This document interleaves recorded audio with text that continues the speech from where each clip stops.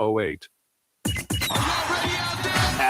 FS1. To find FS1 on your television, go to foxsports.com for details. Now. FS1. Go to foxsports.com for details. Let's go! You must have been busy, but The Odd Couple with Rob Parker and Calvin Washington, we're breaking this down. Every day I'm shuffling. Kareem Abdul-Jabbar, in his age, his advanced age, he likes to comment on everything. He took big offense, and rightfully so, with the congressman's letter to the WNBA, specifically that the congressman referred to Caitlin Clark as the face of the WNBA. Here's what Kareem said. My first reaction to this letter was to check the calendar and make sure it wasn't April Fool's Day. Don't get me wrong. Caitlin Clark is very good, possibly even a great player. But calling any one player the face of the league, absent the sort of on-court and cross-platform dominance of a Michael Jordan or LeBron James, is an insult to an awful lot of great players. I hear Cap, and I think he's right in principle, but I think he ends up being a bit wrong in practice, meaning like this is just the world we live in, and I'll explain what I mean. I get his sentiment, right? It's a whole league. We're all part of a whole. We're all part of this bigger thing. Yeah. And like he said, aside from a Jordan who was just on another level, or maybe even a LeBron who's been 20-plus years on another level, but it shouldn't be. And I think I hear his point, but I think there are other factors that determine when someone is the face of the league. And a large portion of that is your audience, right? Just the fans or people who are tuning in. And I think the other part is the metrics. You look down at the numbers, the viewing, the ratings, the online socials, okay. And I think you also look at the dollars, right? Purchases, the money that's come in, all that good stuff. And I think all those things, and then, of course, ultimately talent as well, right? Yeah. So you kind of have to put all those things in a blender. Mm-hmm. And specifically with Caitlin Clark, let me be very clear. A'ja Wilson is the best. To get the rest of what The Odd Couple said, podcast it by searching Odd Couple. And as always, you can listen to The Odd Couple with Rob Parker and Calvin Washington. Weekdays at 7 p.m. Eastern, 4 p.m. Pacific, right here on Fox Sports Radio. This is Two Pros and a Cup of Joe. So here it is. George Pickens is going to play the 2026 season on his $27.3 million franchise tag. I think they looked at George Pickens. He produced last year, for the most part, behaved. There was that curfew issue that took place in Vegas. For the most part, there was some other fines that were assessed that came out. But George Pickens, I think, played nice. I think he'll play nice now. He's going to get his $27 million, which is a nice little paycheck for 1 year of service. And I think he's probably going to be elsewhere next year, because I can't imagine Dallas looks at this and says, we're going to pay and make our top three highest paid players our quarterback and two wide receivers. It just doesn't make a whole lot of sense. Two Pros, LeVar Arrington, Brady Quinn, and a Cup of Joe, Jonas Knox. 6 a.m. Eastern, 3 a.m. Pacific on Fox Sports Radio. 3, 2, 1. It's Stu Gotts. Yes. And he Gotts Company. I love that. Stu Gotts and Company. Live. That's what he's doing. Unapologetic. And they're blending sports. Listen, kicking's an individual sport. With whatever they want. I once went to 11 consecutive dead shows at Madison Square Garden. Sometimes I like to talk. It's Stu Gotts and Company live. Listen weekdays at 3 p.m. Eastern, 12 p.m. Pacific. Right here on Fox Sports Radio. FS1. To find FS1 on your television, go to foxsports.com for details. FS1. Go to foxsports.com for details.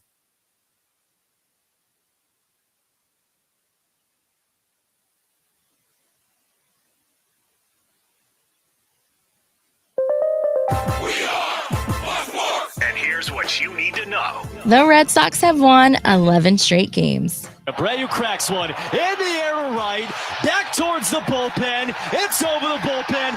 It's out of here for a second time tonight. And he gives the Red Sox the lead right on back. 4-3 in the third.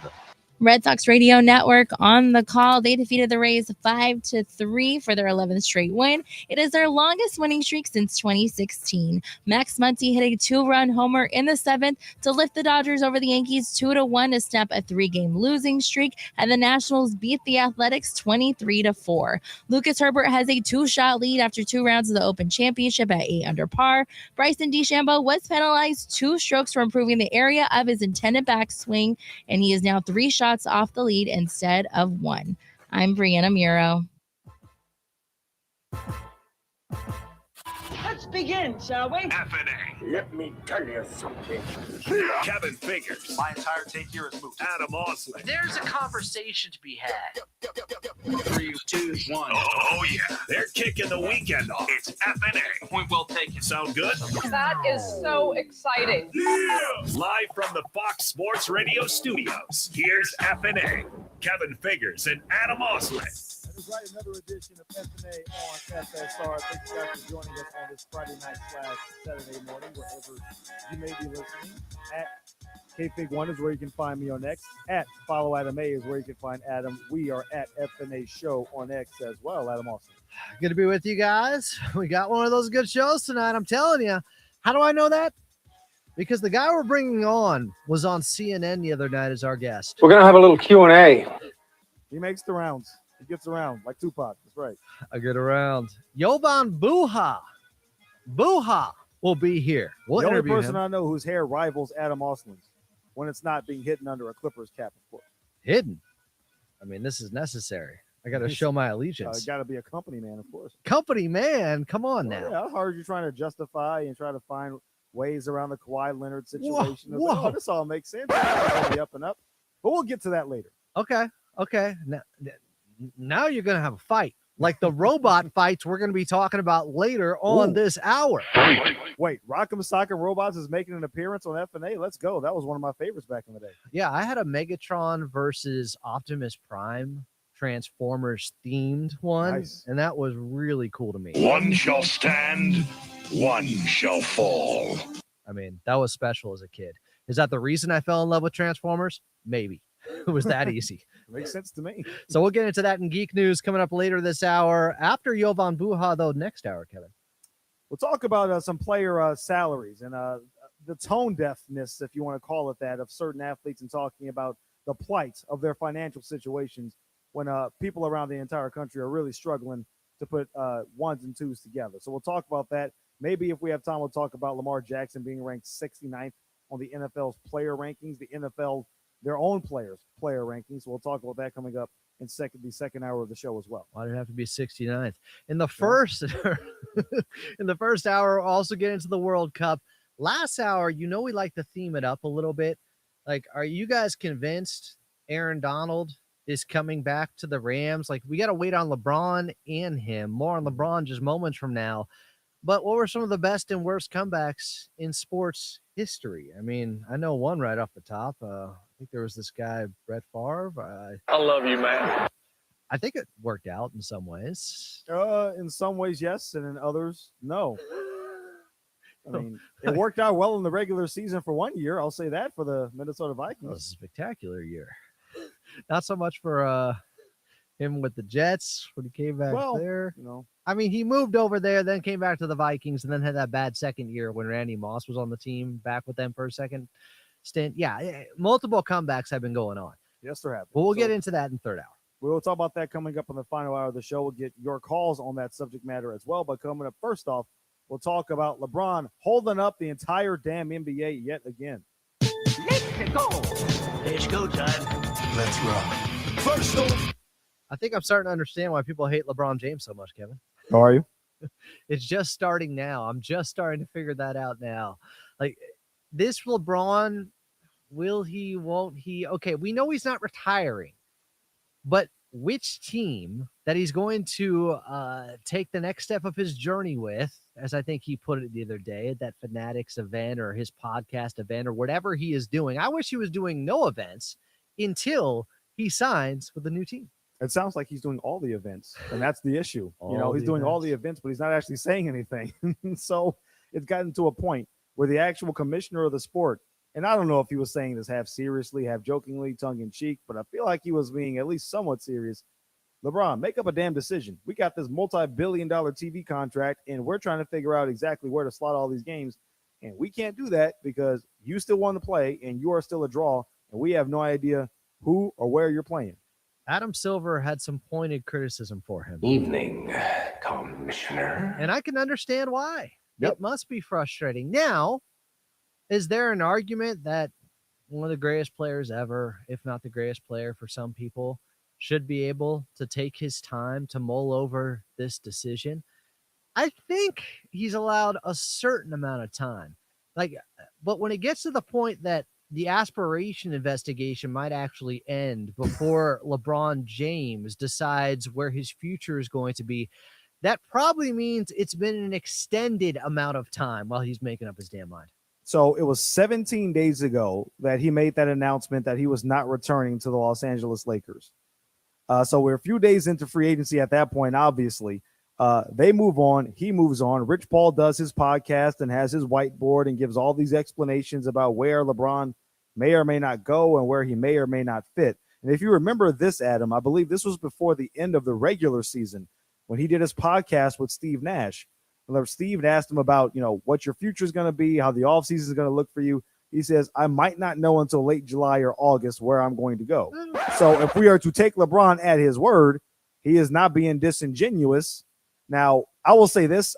He is a free agent. He's earned that right. Yeah. And this could be very well be a very difficult decision for him to make because there's two camps on this, Adam. You talk about people that have LeBron derangement syndrome.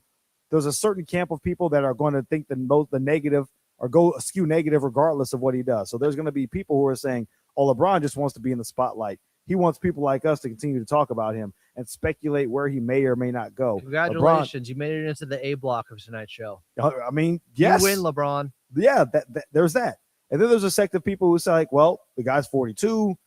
He has family considerations. Yes, he wants to win. Yes, he wants to be happy. Finding a place that fulfills literally every single need that he wants can be difficult. And so he's taking his time to kind of mull over a pros and cons list of all the places that he might potentially end up. And I don't know, maybe I'm being a LeBron apologist. I like to think that I'm just pretty honest about the guy.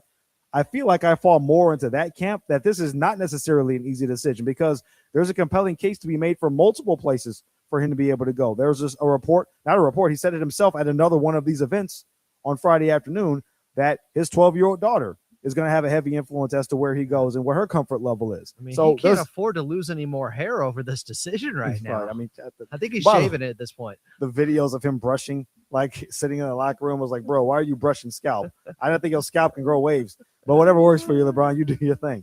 The best is I saw someone put up, it looked like the back of Kevin Durant's head, but it was also like when you open a Reese's peanut butter cup bar and like some of it is pulled off and yeah, some of it's missing there. That's a great meme that's out there too. But it's not as bad as Carlos the Boozer's. What was it, the New Japan that he had where it basically looked like he just basically drew on his entire hair? Well, and then there's some fake hair that just made a move to Philadelphia recently that may be heading on to a jersey of an opponent from Jaylen Brown, who's got whatever shoe polish that is that he wears there. It's going around. A lot of these guys, like, man, just give it up. Fake ass hair. Or either give it up or do the Landon Donovan and just get yourself a hairpiece and just own it from day one. Landon has really pulled this off. I'm not saying it looks great. I wasn't saying I would have pulled it off me exactly. It looks okay. But the way he's been self-deprecating about it. He owns it. I think he made a joke about, I almost pulled my fake hair out watching the Team USA game against Belgium in the first half or something like that. Like, that's what you have to do. Just be like that about it. Just be honest. Just be transparent. LeBron, can we be transparent? Where are we going? Yeah. What's the deal? Landon Donovan went straight bunny rabbit with it. I'm going to talk all the trash about myself before everybody else can. So if you're going to go that route and do it like that, then by all means do it and acknowledge it off the top so that nobody has any ammunition against you. So Landon did it the perfect way. If your girlfriend's Kim and she's getting railed in the studio like that, and sometimes you just got to own it. I think she was in the news recently. Was she? I think she violated probation or something. I'm not sure. I'm sorry. Condolences to the Mathers family. I understand that LeBron is holding up business for the NBA and they want to get their schedule out there for Amazon and NBC. But with all due respect to the media partners and Adam Silver, LeBron James does not owe you a damn thing. LeBron James has done enough for this league, to be honest with you, over the past 20 seasons. They're probably lucky. They are lucky he is still playing basketball and is this much of a draw that everyone's leading sports conversations asking where LeBron is going. It will be nice. I can't even say it will be considerate. But again, I don't want to rush the guy into making a decision. The Cleveland Cavaliers are compelling. It's Bulls hometown. He has a chance to potentially win. They went to the conference finals last year. The Miami Heat, a place he's familiar with. A great environment too. Like there's ups and downs to a lot of these different places that he could potentially go to. If there was one great fit, he would have made the decision already. And I don't think this, no pun intended with the decision going back to his initial, Jim Gray special way back in the day.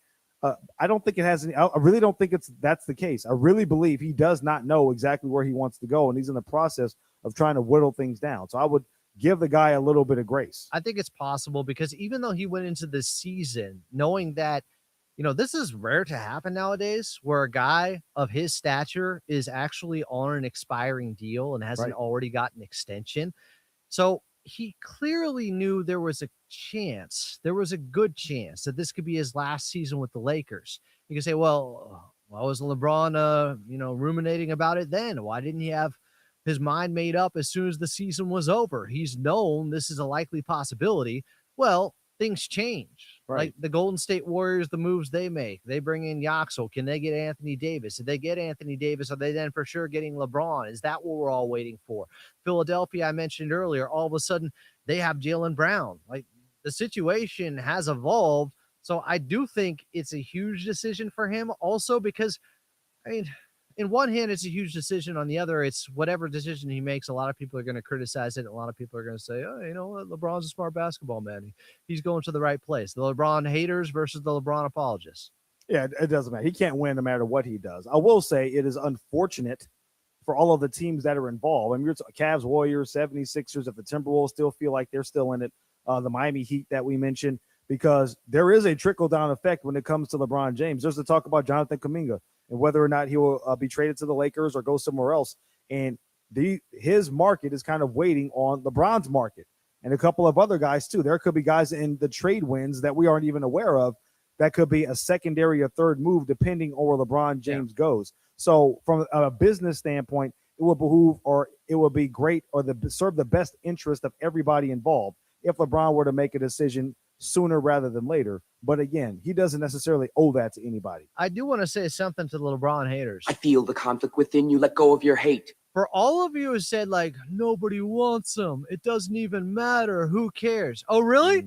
Did you hear Pat Riley?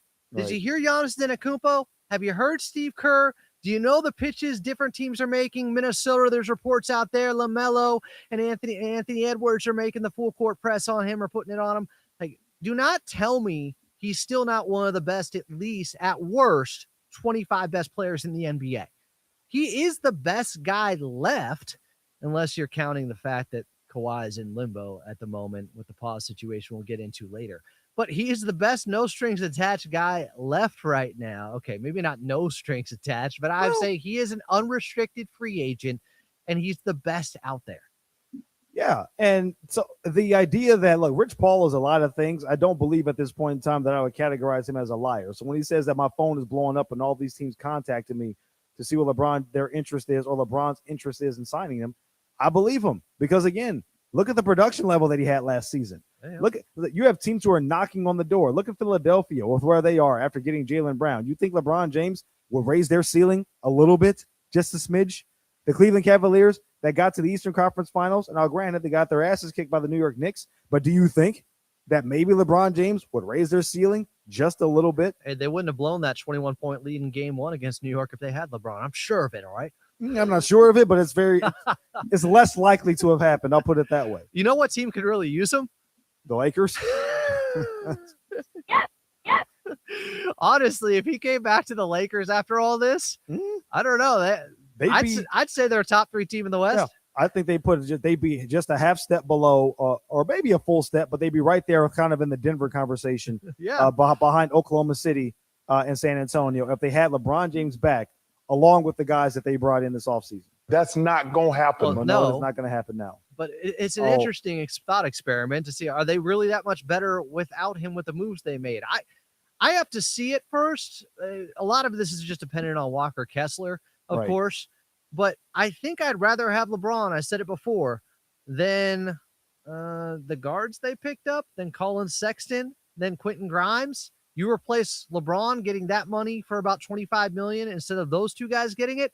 I think they would be better. Now you would, and Jovan Buha will come on and talk about this coming up in the next hour. But I think the Lakers' justification in that is we're getting younger. We have guys that we believe can actually grow on the roster with Luka Doncic and with Austin Reeves. So you have more of a direction now, at least. Yeah, we're going to be potentially worse this season, but we're putting in the foundation, the building blocks to try to be competitive in the subsequent years. So I think that's kind of their idea behind it. So that money we could be paying LeBron, we gave to Quentin Grimes, we gave to Colin Sexton, we gave to Mamu, guys who are much younger, guys that can grow within our program, and hopefully within the next 3 years or so, they will get better. We're still going to be a taxpayer mid-level, have that available coming up in the offseason. They still have tradable assets, the Jarrett Vanderbilt's contract.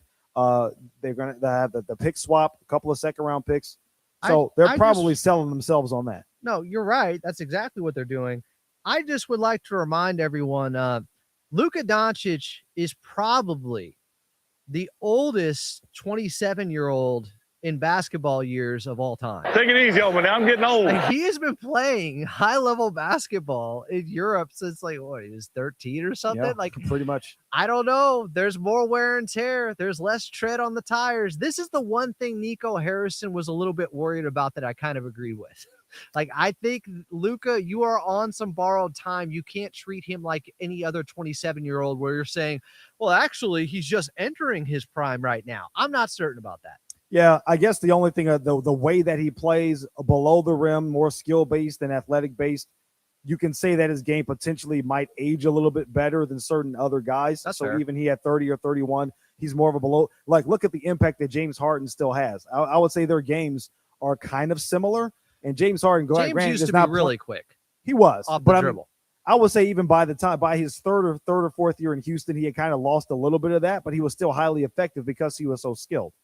He was a great athlete, but I would still say at his best, his ceiling was not because he wasn't dunking on people or he wasn't out athleticizing you. He did it because he had a great handle, because he had a great shot, because he had great court vision. And these are all things that Luka Doncic has working in his favor too. He does, but Harden had a pretty nasty first step. Some of it because the step back was so good too.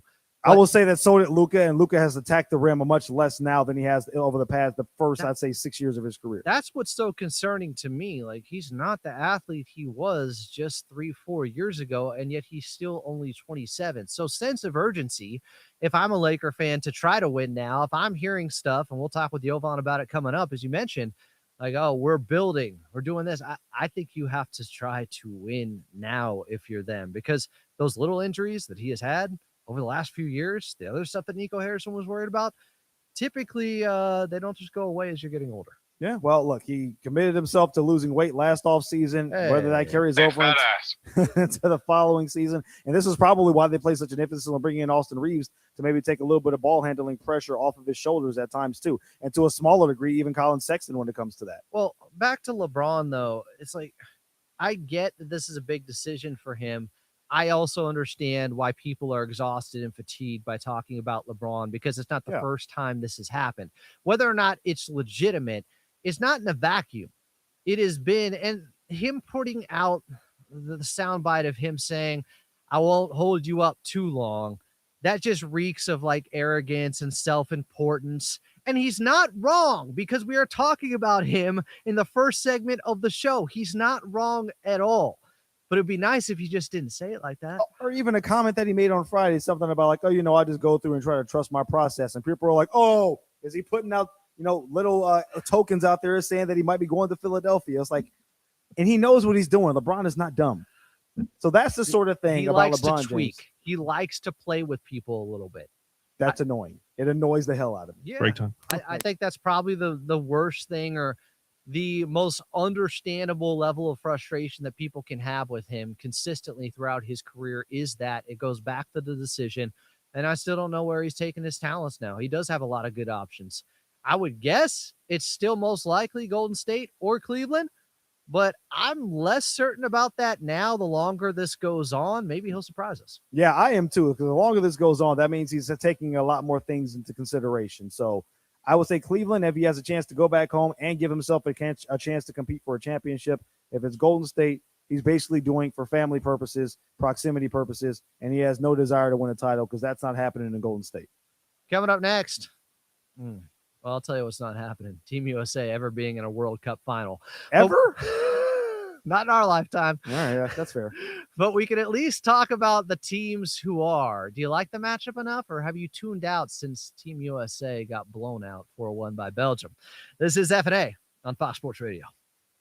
48 teams started in this World Cup. Inject this in my veins. This is awesome. And now we're down to 2.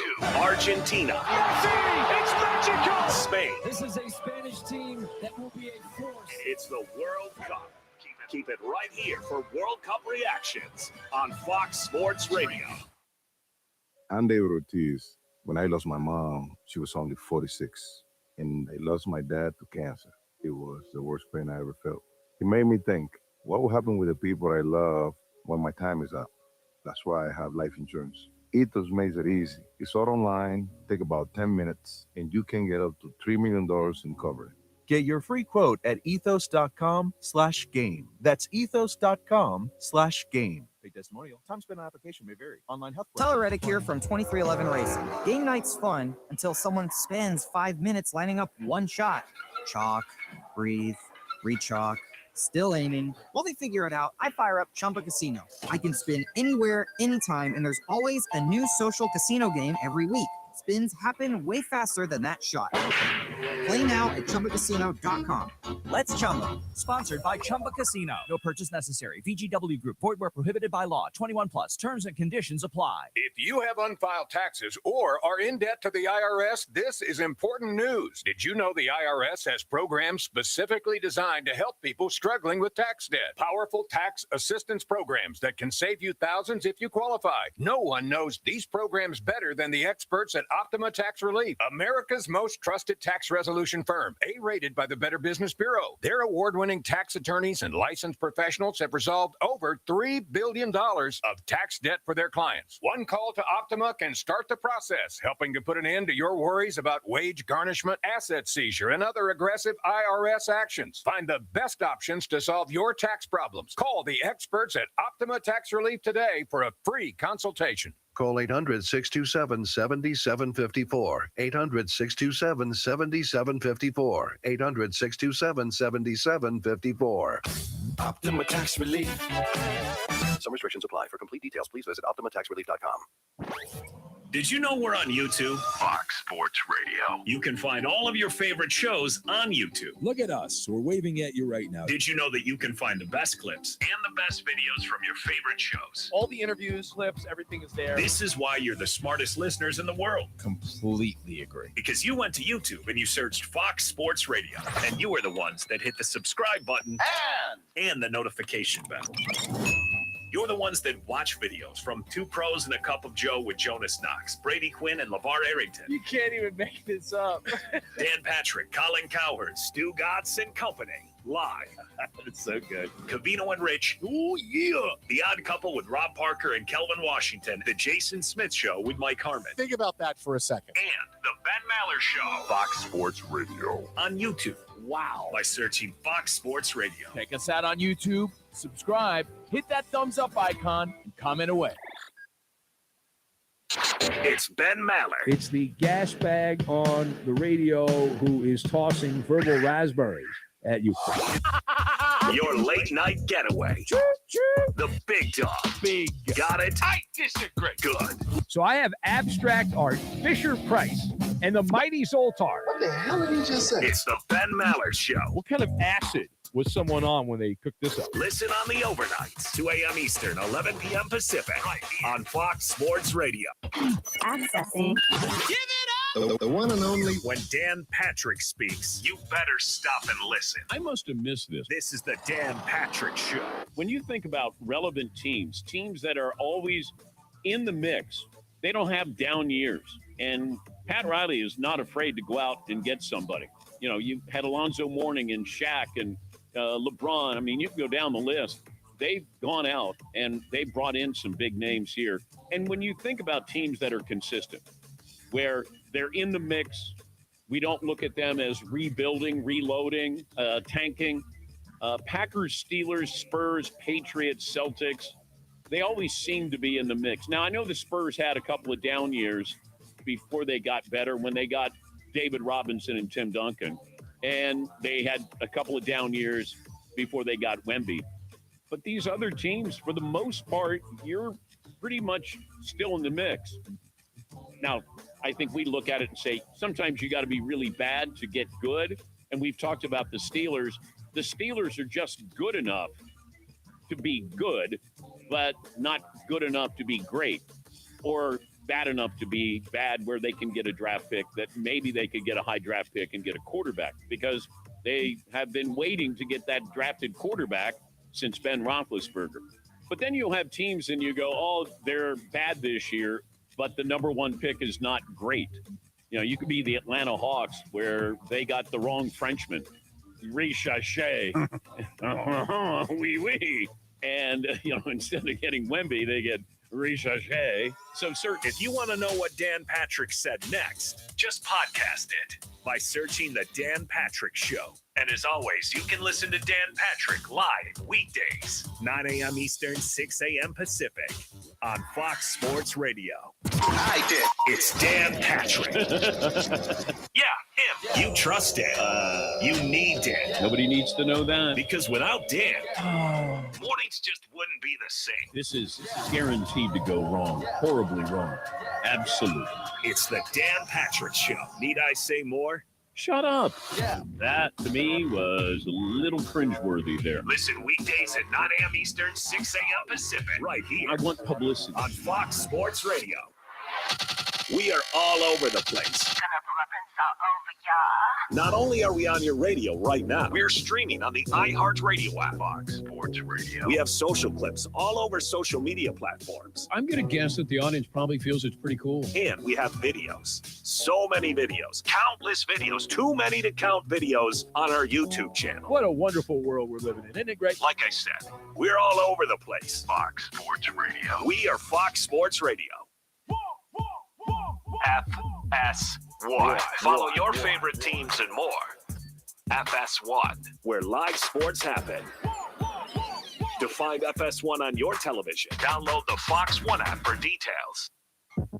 Try to help you young guys in this profession you've chosen. It's one or two steps above prostitution. FnA, Cotton, FnA. It is FnA on FSR. Broadcasted live from the Fox Sports Radio studios. Be sure to subscribe to the Fox Sports Radio YouTube channel, by the way. Just search Fox Sports Radio on YouTube, and you'll see our best videos from all of our shows. Hit the thumbs up icon and comment away. Let us know whose takes you agree with, and even those you don't. Just search Fox Sports Radio on YouTube and subscribe. Coming up, we might need some of that Terminator 2. Some Robot Wars talk will be coming in Geek News. Specifically, some one-on-one battles going on that are pretty interesting. But we got a one-on-one later today. Is it today? It's Sunday. It's Sunday. Well, we do have a matchup coming up on Saturday, but this is my issue. I don't understand. Look, I get it when you're playing in the Olympics. You're playing for a bronze medal. Is Stephon Marbury going to be there, rooting people on, getting excited like he was in 2004 for the bronze? And there's been a lot of studies about, bronze medal winners are actually happier than silver medal winners because, if you're silver, you just missed out on the gold, but you're a bronze. You're like, whoo, at least I got one. At least I got a medal. So I understand. What one of LeBron's nickname is? It's LeBron's. LeBron's. Yeah. He was on that 2004 team. Yes, he was. I understand the psychology around winning a bronze medal at the Olympics. Do they give out bronze medals for the World Cup on the third place game? Do they give you anything? No say. Is it like the golden ball, but it's limp and it hangs over or something? Is that what it is? Is that the prize you get? Depending on where the match is at, I might chuck it into Pyramid Lake out here in California. If they're playing at SoFi, I would not care about that. I don't know. That'd be my dog tags and Top Gun. I kind of I don't understand the the notion of a third place game in this particular situation. It is at it looks like it's at MetLife, by the way. So both games are at MetLife this weekend. I guess in the end, it's like they play friendlies all the time, and They people do. get really excited for those. I understand it. So why wouldn't they get excited for this, even though it's not for first place? It's still the World Cup. It's still a good matchup. Why Excuse not? me, I misspoke. Excuse Hard me? Rock Stadium in Miami. Oh, that is where France and England will play for the third place prize, whatever that might be. Well, you can throw that bronze into the Atlantic then. Exactly. Or into some swamp. Or if anybody knows, I will readily admit that I'm a soccer casual for the most part, so I don't understand how a lot of these things work. But if someone can explain to me why there is a third place game for the World Cup, and if I'm a player, if I'm Mbappe, or if I'm a Harry Kane, like, why do I care? Why am I out here right now? Why am I going to end up getting myself hurt? What's the point? I don't know. They probably still hit England. It's probably still some bad They still blood hit- out there.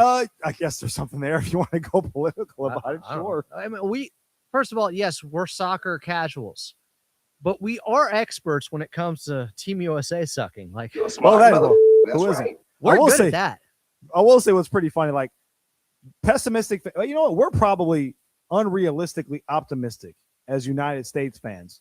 And that's weren't. probably just our thought process when it comes to, because we're so good at so many things. We're great at basketball. We're obviously football is our sport. Major League Baseball, the World Baseball Classic, all that stuff. We dominate the Olympics. We win the Yeah. most gold medals. We're good at lots of things. Is in the summer at the very least, the Winter Olympics, we have our moments, but generally speaking, the Summer Olympics, yes, we dominate. Oksana Bayul, you never know. Somebody could beat Nancy Kerrigan once in a while. It happens. English fans are the most pessimistic fans you will ever see, and it is hysterical. Even when they were rolling through the World Cup, the group stage, into the knockout rounds, you see several people all over my timeline. Yeah, we'll find a way to screw it up. Yeah, Harry Kane's great. We're scoring these goals. We're playing great. We'll find a way to suck. It's going to happen eventually. So after they blew that game, which is exactly what happened earlier this week, absolutely blew that matchup against Argentina. I mean, they almost spoke it into existence, Adam. Well, they knew it was coming. To be fair, they haven't won since the 60s, yet they've had 66. all these great teams. That's worse, actually, than what's happening with Team USA. Yeah, well, they've had a lot of more pathetic. because they've had a lot of talented teams that have fallen woefully short. Oh, yeah. That's the thing. Like, This even team more didn't so. choke. Okay, they did choke in the game. They did make it far, but only to blow a lead after. Why would you wake the beast or poke the bear in Messi in that Well, situation? you have that soundbite in there from what coach is that says, like, the kids are playing their asses off and we're screwing it up. The kids are playing their tail off, and the coaches are screwing it up. Yeah, and so England's manager got a lot of criticism this week, and rightfully so, because you literally went away from everything that was working for you the entire first half. Even though you didn't score, fresh out of halftime, you come in, you score a goal, and then all of a sudden you just start playing defense, or to steal a soccer term, you parked the bus. Yeah, they parked the bus all right. A couple Yeah. flat tires there. I mean, they really sat it down. That bus was going nowhere, except the bus is long. Like, the bus is long. Yeah. But, like, I don't know. If it's parked a certain way, there's still different ways to get around it on the side. I feel like history is rife, and like I think the best parallel is like the prevent defense in football. Prevent you from winning. Yeah, just you start doing something, and all of a sudden you take your foot off the gas and just try to hold on till the very end. You have a better memory than I do when it comes to a lot of these situations, but I feel like usually if something got you to a place, being ultra aggressive, then not being aggressive and taking the foot off the gas, not almost always, but fairly often ends up working against you. You'd be better off just keeping your foot on the gas. And if you keep your foot on the gas and you lose, at least you feel confident and say, like, well, we played our game and it just didn't work out. Unless you're the Atlanta Falcons. Run the ball. Run, bitch. Run the clock. Yeah. Please. Sorry, Lance. That was probably one of the situations that stands out where it's like you probably could have stood to be a little bit more conservative at that point. Yeah. Okay. So level of interest for you, who at one point, I remember back in 2014, you caught the bug for a second, Kevin, with international soccer after the World Cup. You were kind of in, right? I am in. I've been in, especially in the when it comes to the World Cup. I'm absolutely in and always have been. But I thought you were going to all the different leagues after. You were going to wake up at 4 a.m. on Saturdays and stuff after that World Cup. Like, you took an interest. I don't know if I ever said I was going to wake up. You know what it was? So at that point in time, when I was doing it, I was I would have anchoring. prepared you for fatherhood. Anchoring at Fox Sports Radio from 10 o'clock at night until 6 a.m. Pacific time. A lot of times I'll be getting off of work and I couldn't sleep. And it's like, oh, there's Rebecca Lowe and the guys on NBC Sports Network doing some Premier League. So let me stay up and watch. So it was more of just a matter of convenience in my time schedule than like, oh my God, I got to watch, Tottenham or whoever, Well, do you care about the final? Like, Yeah. Does it matter to you? Because this is really, if you've been watching this entire tournament, it's a really compelling matchup. First of all, I'm We're not good a big team of destiny guy, but the way that Argentina has been able to kind of be the comeback kids, the cardiac kids, whatever you want to call it, and find ways to win a lot of these games they had no find business some winning. ways, all right, Kevin. Tim Donaghy's on the phone for you. I mean, hell, I mentioned that last week in the Egypt game. I'm You not weren't going to wrong. I'm not going to forget about that. You weren't wrong. But I'm also not going to not give them credit. Like, for as much as there was a goal that was taken away from Egypt that was stolen from them that should have happened, and a foul that was called or should have been called and wasn't, that also aided Argentina.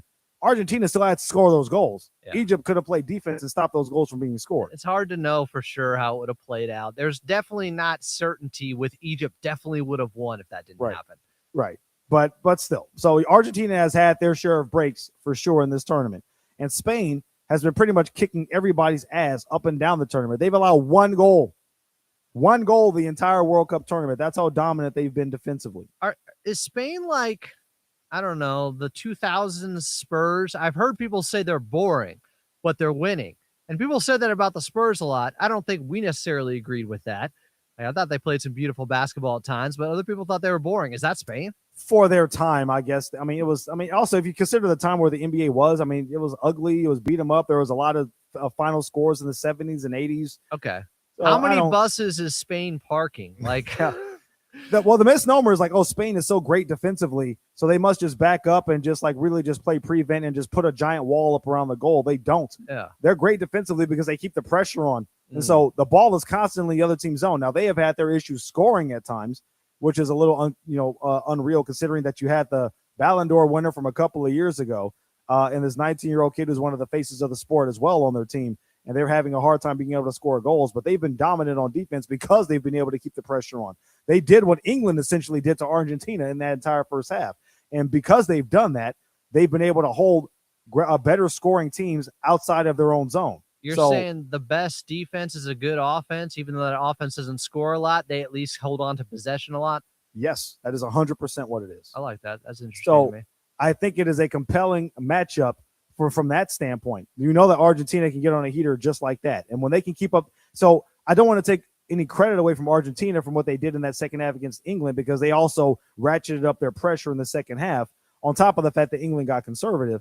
But also, Spain keeps on that exact same type of pressure. So I think this is kind of a contrasting of styles, a very interesting chess match, if you will, going into this matchup. It's not as sexy on the marquee as would have been France and Mbappe versus Argentina and Messi, because that's what Fox wanted. That's what the networks all wanted the entire time. And this people was just like to say Mbappe. Yeah, I brought this up on our local affiliate AM 570 LA Sports earlier this week. It was almost back in 2009 when the Cavaliers and the Lakers were on a collision course to meet in the NBA Finals. Oh, they had the puppet commercials with Nike LeBron had and their Kobe. their puppet campaign with Kobe and LeBron James, and then for some ungodly reason, the Orlando Magic found a way to beat LeBron and the Cavaliers in the Eastern Conference Finals, and we had the Lakers versus the Orlando Magic. That's kind of what this is. Now, by no means is Spain the Orlando Magic. They're much better than that. But just as far as names and value on the marquee, I mean, you have the two guys who are fighting for the Golden Boot. You have the first and second leading scorers in the history of the World Cup.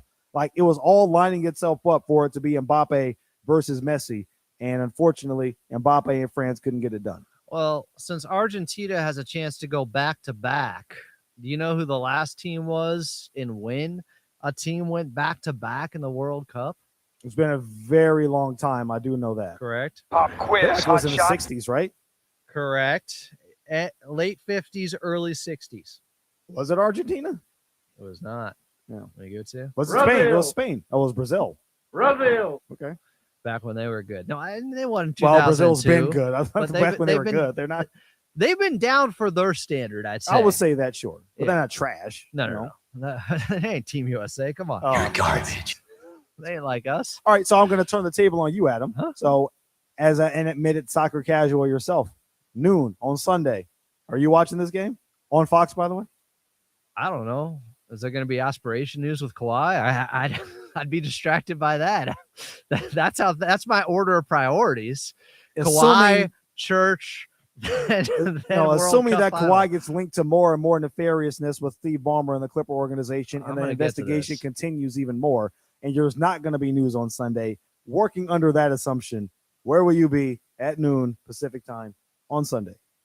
Probably be at home, playing with my cats, watching the game. I will be watching. I will definitely be watching. It's been a great World Cup. We've been great hostess with the mostest. We couldn't compete, but we at least made a nice environment for everybody else to show off their skills. I will say that I'm glad that at the very least we do have one of the faces of the sport participating in this matchup. At least we didn't get total. Not granted, England is not bad, and they have their share of great players too. But I mean, all you hear about is Messi, and he's probably the best player in the history of the sport at this point in time, despite the fact that he can fit in your pocket, which is incredible. So you want to see one of the best. You want to see the best players compete on the best stage. This is my argument about when people say they want to see upsets all the time, like in the NCAA tournament. It's like, sure you do, but you also want to see the potential number 1 overall pick face another potential lottery pick in the Final Four, the Elite Eight. No disrespect to Valdosta State, but after you get to the Sweet 16, it's like, all right, let's kind of start getting the blue buds in here a little bit. It feels like disrespect when you make up a name like Valdosta State. I'm not making a Valdosta State. Kevin. That's absolutely. Can I get a Valdosta State alumni on the phone? All right, I saw something on video earlier today that I'm not sure is real, but I think we've confirmed robot MMA is happening. Yeah, we'll talk about it next in Geek News. He's Kevin Figures. I'm Adam Moslin. This is FnA on Fox Sports Radio. We talk, and you love to listen. Awesome. Love hearing you guys. Full of laughs, man. Love it. Now you can look. Look at that. Look at him. Yo, what's up? I'm Kelvin. Look at them. Tom Brady is the man. Don't turn away. Take a closer look. Fox Sports Radio. YouTube. Look. Tyler Reddick here from 2311 Racing. The rush of racing? Nothing beats it. But Chumba Casino comes close. Chumba's got fast spins, fun games, daily bonuses, and all the action you can handle. Now that's a ride. Ready to hit the throttle? Get in the driver's seat and head to ChumbaCasino.com. Let's Chumba. Sponsored by Chumba Casino. No purchase necessary. VGW Group. Void where prohibited by law. 21 plus. Terms and conditions apply. My name is Whitney Allen, and I'm a widow. My husband, Ryan, died. We never thought we'd ever have to use life insurance, but the unexpected happened. With Ethos, signing up was fast and 100% online. You can get a quote in seconds, apply in minutes, and get same-day coverage. No medical exams, and you can get up to $3 million worth of coverage. I'm grateful we were prepared. Get your free quote at ethos.com/play. That's ethos.com/play. Paid spokesperson. Time spent on application may vary. Online health questions required. This is The Herd. When Colin Cowherd drops the info, The Herd, you need to listen. LeBron said, I could average 10 points in the NBA for like a long time, like 50, 65 or something like that. That sounds ridiculous. But isn't Tom Brady like 50 now? Tom Brady could still play in the NFL. I don't have one doubt in my mind.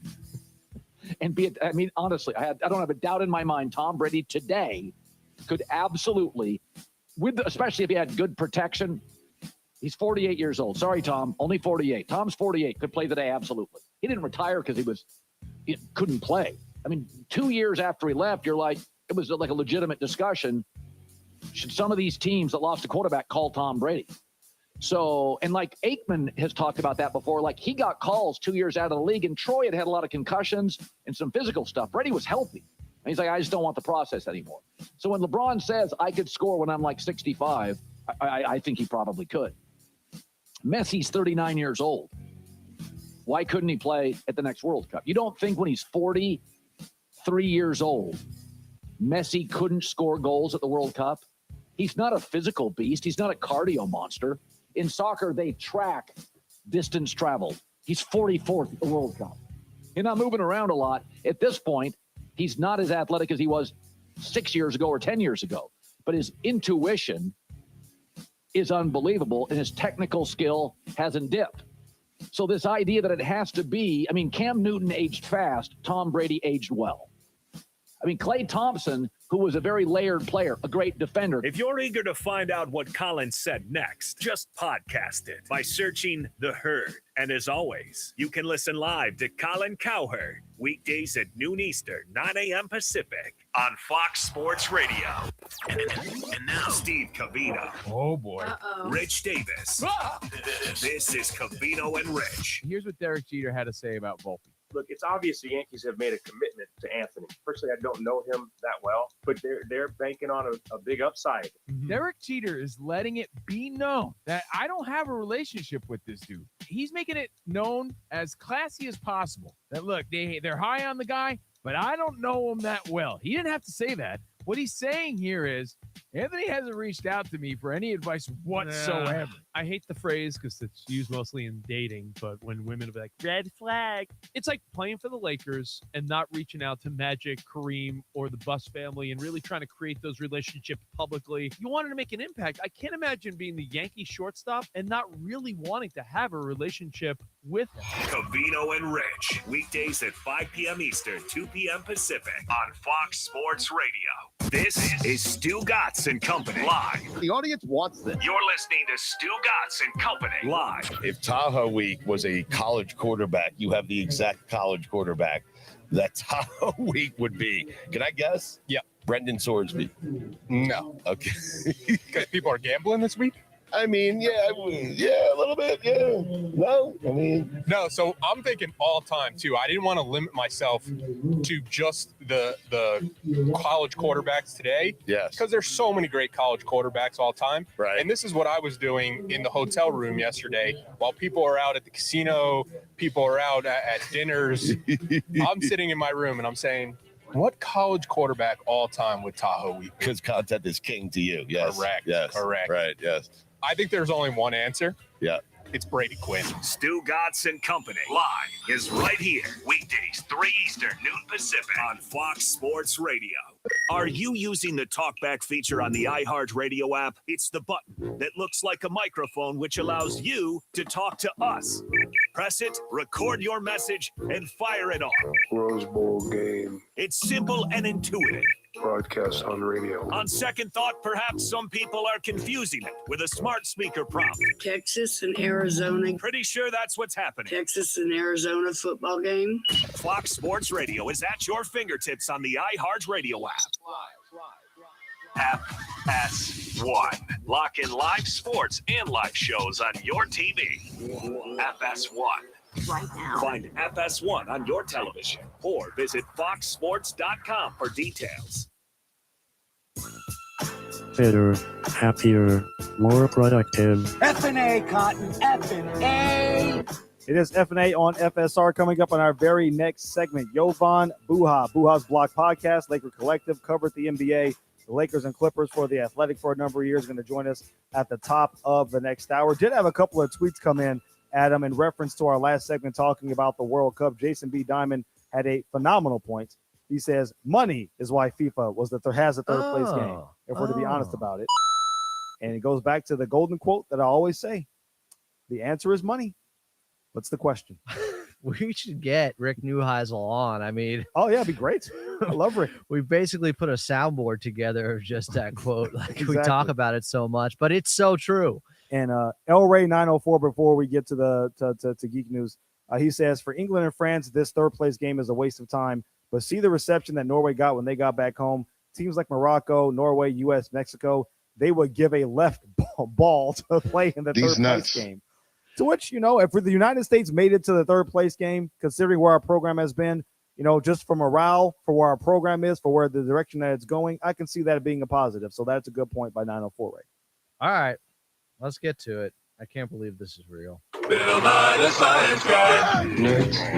Nerd! What is a nerd? Lone Gunman. We're playing D&D tonight. You want to come? Gangsters, what's up, guys? Beekman's World! Don't be jealous that I've been chatting online with babes all day. Just keep your power gloves off her, pal, huh? Brace yourselves, gentlemen. Growing up, robots were everything and everywhere. From C-3PO to Transformers to Johnny 5 and even Rosie from the Jetsons, which might be racist. I don't know. I would go with the Michael Bay, the twin Autobots in Revenge of the Fallen movie, Skids and Mudflap. They were criticized for perpetuating racial stereotypes. No, I was a small wonder guy personally, but that's fine. Okay, no, that's cool. I'm kind of thinking maybe robots are a front for writers to just get to be racist with plausible deniability. I'm surprised Tarantino hasn't really used robots yet in any of his scripts. Or I am too.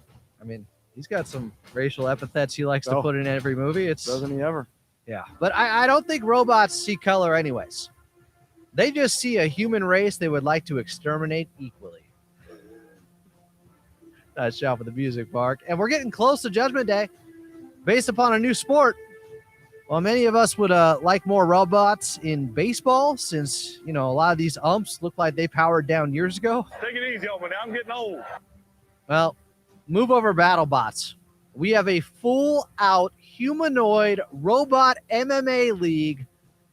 Bots with octagon-like shaped heads are stepping into the octagon, and it's all starting in China. China. And it started yesterday, Kevin. Homa Chun-Li. Homa Chun-Li with her lightning kick, which would short-circuit probably these robots with their thick thighs. She could short-circuit a lot of dudes. Nobody destroyed that car on the bonus level better than Chun-Li did. Well, that's a good point. E Honda might want a say Well, in that. you're right. E Honda did. 1,000-hand slap thing. Yep. The Robot MMA League is called Ultimate Robot Knockout Legend, hosted by a Chinese company, Engine AI. Duh. The event was a robotics competition held by Engine AI that initially had over 200 teams entering from 10 different countries. After online qualifiers, now we got down to 32 finalists that were chosen. It's like getting ready for the Mortal Kombat tournament, except it's not just Jax's arms that are robotic. These are fully synthetic, blooded robots from head to toe. Do these robots have blood? Are there fatalities for these things? Androids? They look like. Do they leak motor oil or something? Like, how does it work? So they're actually called T800s. They all have to use the same model of robot. And you got Berkeley and Stanford involved in this too. They got some of the robots in there, but they're all tasked with developing custom armor and engineering optimizations to give the robots like a competitive edge and some identity to them. So the customization is almost like the different disciplines or martial arts backgrounds to see who programmed and equipped their robots the best here. Yeah. I'm watching. Sorry, as you were doing this, I'm actually watching one of these fights, and there's one robot whose head actually flew off. That'll happen. But it was two. Because his head was just jerking itself around and it literally just fell off the neck. That's not sexual. So I still think we're still, I don't know if I would say we're in the beta stages, but we're still in the elementary stages of this ultimate fighting robot championship where a robot doesn't just completely destroy itself because it actually loses its own head. We do have some sounds from the competition here. Oh, do we? Mark, let's hear it. 再踢到了一脚，秒，我们的裁判已经在5秒了，现在的位置又加分了，把控目前来说 ，OK， 这脚白色雄鹰的 Okay. So obviously it wasn't translated. But okay, well, play by the way. Apparently very exciting, these events, and the robots are actually evaluated by judges based on motion control, balance algorithms, perception, decision-making, power systems, and structural protection. I'm not seeing a lot of great machines I'm looking at right now, to be honest with you. Well, it's like Rock'em Sock'em Robots, except they often miss each other. Yes, a lot. And it almost looks like weird sexual tangled up positions they get in, right? It's like, do they even want to fight? Well, Maybe it's like one is literally punching the air next to another one, and the other one just kind of fell down on its own. This looks like professional wrestling more than it looks like an actual fight. So it's not like Rock'em Sock'em Robots yet. 30. Your head turns into a Pez dispenser when you punch it up to give that uppercut. I don't know. But if they can be programmed to fight, they can be programmed to kill. I knew exactly where you were going. Yeah, this is the next Michael Bay movie on tap right now. Here it is. Could we get the fighter Cyborg to go up against a robot? Like, Ooh. John Jones would probably still fight one. I don't know. It'd be interesting. I'd watch that one. We put that one on paper. Put that one on Netflix. I'll waste a Saturday night. 5 seconds. Coming up next, you're going to listen to this. Jovan Buha here on FnA on Fox Sports Radio.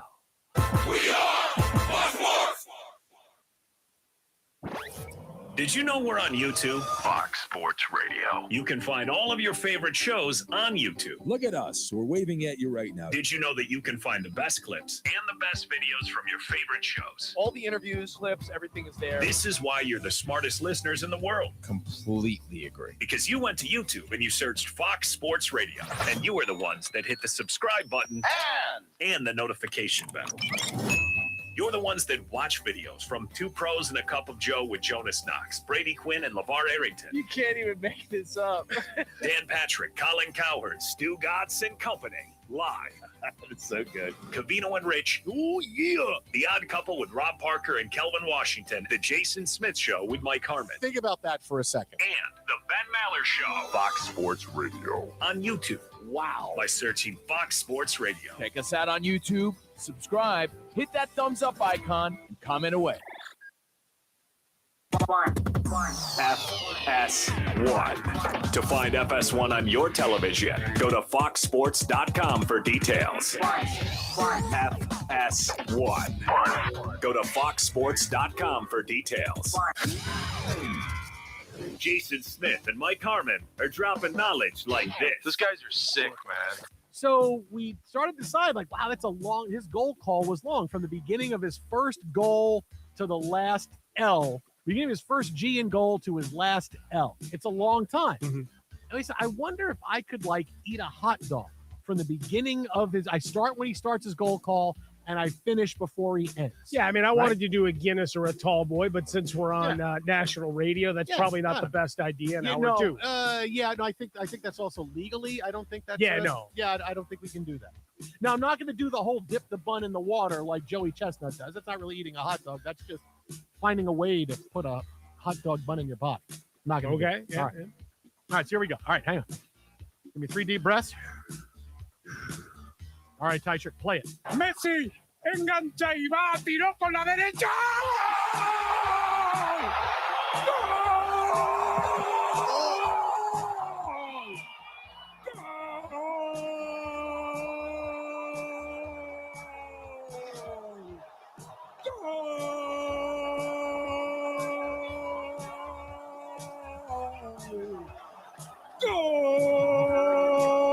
He's thinking about it too much.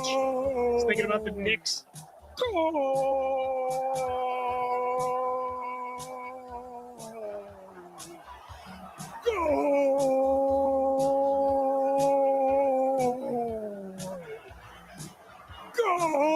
Almost there.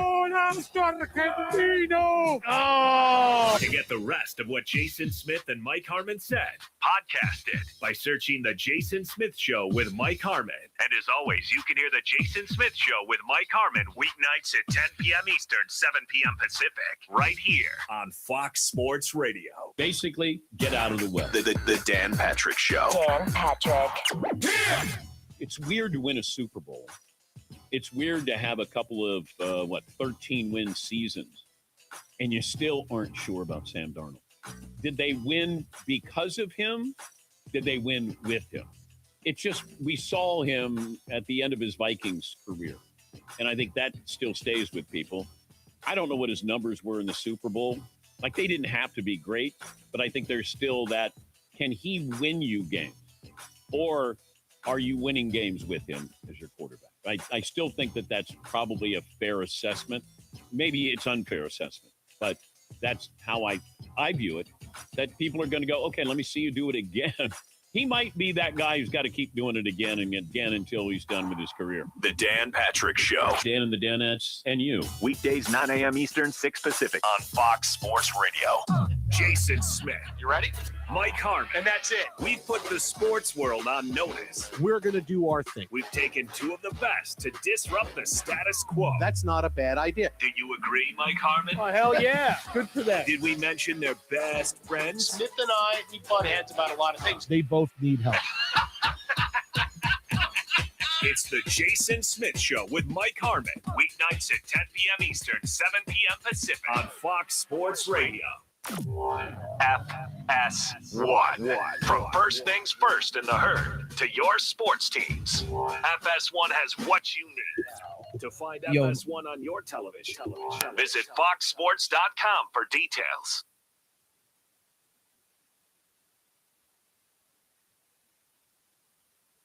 Jovan's good to go.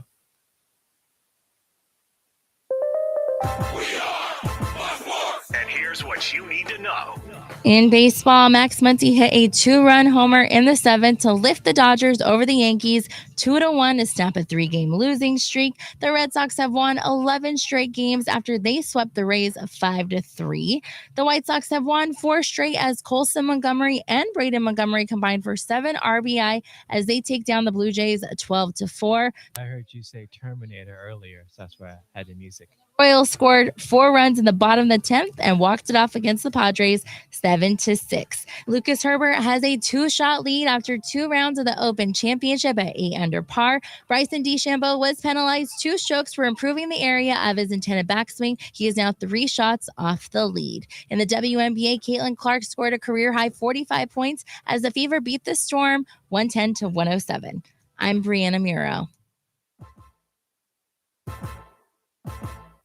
Let's begin, shall we? FnA. Let me tell you something.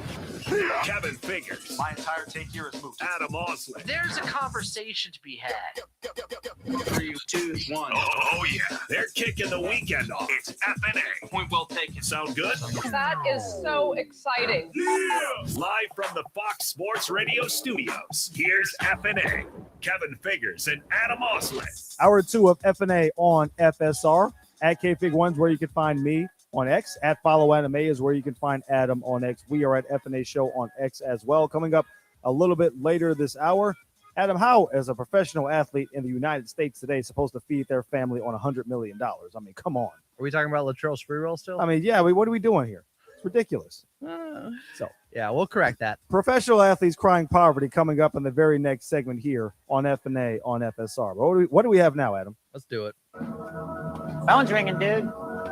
Thank you, Donnie. About 10 years ago, I sat next to this guy in the Ralph Lawler media room / cafeteria. It was at Staples Center at the time. And we were talking, and I realized this man knows ball. He knows ball well. This man is going this man has better hair than me. But all right, sure. This son of a bitch is mocking me with his hair right now. And wouldn't you know, 10 years later, he's got his own YouTube channel with 100,000 followers. He's blowing up doing interviews on CNN. He's an independent media member because he's big time like that, and everybody can pull it off. It is the great Jovan Buha. Jovan Buha, Buha's Block. You can find it on YouTube. And, of course, follow him at Jovan Buha on X. Jovan, thanks for doing this. You're a gentleman for coming on so late at night. You don't need to do this, but we love you. We appreciate it. Of course, man. Thank you for having me. That was an amazing intro. Well, let's talk about, I don't know, who's going to introduce LeBron James as their new player. I need some intel on this. We were talking about it in the first segment, just the LeBron fatigue maybe going on right now, that this is happening again, and then him making the comment about holding things up, and Adam Silver, of course, commenting on this. When do you think, best guess-wise, this is going to be put to rest? Is he just going to wait for the World Cup to end? I think so. I think it's going to happen at some point early to mid next week. We will get our resolution, and then you will see a flurry of moves across the NBA, including Jonathan Kuminga, potentially Peyton Watson. Like, I think you'll start to see the T's and I's crossed and dotted, and there'll be like the rest of free agency that's been held up to this point will finally be resolved. So yeah, I mean, as far as where he's going, I don't have any great insight other than what has generally been out there. I would say the buzz behind the scenes has continued to point toward Cleveland, but I will say that the more I've thought about it in terms of what LeBron wants, like one of the things he recently talked about over the last couple of days at Fanatics Fest was culture and organization. I think Miami checks that box. And then I also look at in terms of which co-star would give him the best chance of actually competing for a championship. I think Giannis is the one guy that, if you look at the teams he's looking at, is actually a top 5 player. And then on top of that, there's a clear ball handling and point guard void with the Miami Heat compared to the other situations where you got Steph or Maxey or Mitchell. Like, Miami clearly needs a lead ball handler. He doesn't have to do that every possession necessarily, but he can take on that role in a way that he wasn't able to do last year with the Lakers and wouldn't probably be able to do in any other situation. So The buzz continues to point to Cleveland, but I just, in thinking about this ad nauseum over the last week or so, I've started to look at Miami as like, he gets the best co-star, he gets the winning organization, an organization he's already won with, and he gets to actually have the ball in his hands and dictate things. That to me checks a lot of boxes. Jovan, Adam and I kicked this around early in the show too about, if you're a LeBron hater, you look at it from a pessimistic lens and say, well, this guy knows exactly where he's going, but he just wants to have his name out there in the media. He wants people like us to lead our show talking about it, to lead up our interview with people like you talking about it. And then there's the other side that say, well, he's 42. He's in the twilight of his career. There's a lot of different things that he wants to do, whether it's making sure that he's near his family or that his 12-year-old daughter is happy with where she is, or that he has a chance to win a championship, or the fact that he's happy. And you can't necessarily check all of those boxes in one particular destination. And he truly is agonizing over making this decision. As someone who covered LeBron James for a number of years, I'm not saying that you had drinks with him and know him intimately, but you did cover him and kind of know how he moves to a certain degree. Which do you think is the more likely scenario in terms of LeBron still holding up this decision to this point? I think it's a combination of both, but I lean more toward the latter. Like I do believe there's been some real thought in this decision, and perhaps he's already made it and has had it tucked away for the last week, 2 weeks, however long. But I think there's been some real thought into just how he wants to finish his career and where is the situation that's going to bring him the most happiness. Where's the situation he wants to finish his career over the next year or two, depending on how long he wants to continue playing, and which situation is going to give him the best shot at a championship. I also think there's been some moving parts here. Like my understanding, as has been reported, is like, one of the things that's been, can Golden State flip that Jimmy Butler contract and potentially get Anthony Davis or someone else? And then I think that would change how he views Golden State.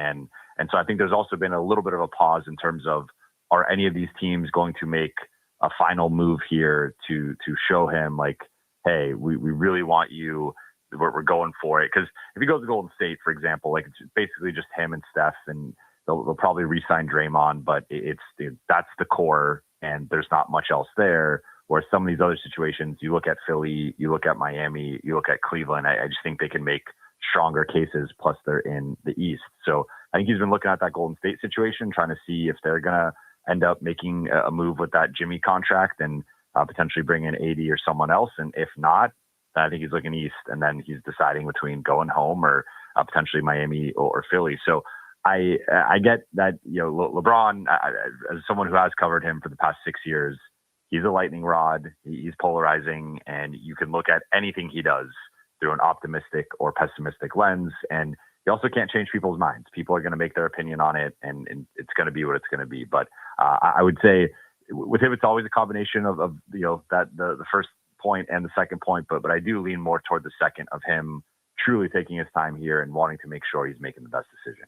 It is FnA on Fox Sports Radio, and we are live with Jovan Buha right now. How can I prove we're live? Penis. Sorry, that was an old Simpsons joke. Jovan is with us in the late night hour on the Pacific Coast here. Jovan, did LeBron, as the narrative usually goes, leave the Lakers in his wake? Are they in wreckage now? Are they screwed for the next 10 years because LeBron tore the franchise apart when he infected them with clutch? Or are they still going to be pretty good? But how good? Could they have been better if they just held on to LeBron and made some of these moves, but not others? I mean, yes, I think undeniably the Lakers would be a better team with LeBron than without LeBron. And I think anyone who says otherwise is being disingenuous and just doesn't like LeBron James. Now, what type of contract would they be better with LeBron on? Like, I think they'd be great if they just added LeBron right now. It would be really fascinating if the Lakers were in this mix and it was like, oh, let me go be the starting power forward on the team that clearly needs a starting level forward / wing and is in this, Jonathan Kuminga watch. Like, if they just added LeBron James to the current roster, I think that would clearly be the third best team in the West with a puncher's chance to have a really competitive series against OKC or San Antonio. But in terms of where things stand right now, I think the Lakers are going to be in that 3 to 5 mix as constructed. I think this group to me has a higher floor, but a lower ceiling than last year's group. We saw that ceiling with last year's group That 16-2 stretch they had before Luka Doncic and Austin Reeves got injured in that OKC game. They beat a slew of teams: New York, Denver, Minnesota, Houston, Cleveland. Like, they were playing everybody outside of OKC, who they obviously got lost to in the playoffs. Like, they were playing everybody at the top of the league and beating all of them and beating some of them by double figures. And it was like they just flipped this switch and found this continuity and this groove that they had just not had for most of the season. So I don't think this group has that type of ceiling. I think this is a group that will probably be in the low 50s win-wise, kind of similar to last year, 3 to 5 seed, and then probably losing round 2 to OKC or San Antonio. So like I think for them, it's trying to be competitive in the now, but it's also building toward the future. And that's why you saw them get much younger, sign these long-term deals for some of these guys in their mid-20s. And it's like, we're looking at, we want to win a championship this season if we can. Obviously, it's going to be a tall task, but can we also build on this for the future, year 2, year 3? So I think they're kind of trying to balance both of those ambitions and understanding that they weren't going to necessarily build a true championship roster in 1 year or 1 summer when you also lose LeBron. So that goes into something that Adam and I also discussed earlier in the show when it comes to building around Luka Doncic as sort of the apex guy on your roster. The fact that, yes, he's only 27 years old, but he has a lot of miles on his body. And yes, he got himself into much better shape going in to last season, but was unable to finish the season with a hamstring injury. Maybe he doesn't age well. Maybe, he doesn't have as long of a future runway as some other stars would because of the wear and tear on his body. And maybe the Lakers should have a little bit more of a sense of urgency in trying to win immediately as opposed to having a 3 to 4 year plan. Where do you sit when it comes to the fact that, yes, Luka is 27, but he's an old 27, and they should put more urgency in trying to win immediately as opposed to trying to stretch this thing out to 3, 4, 5 years?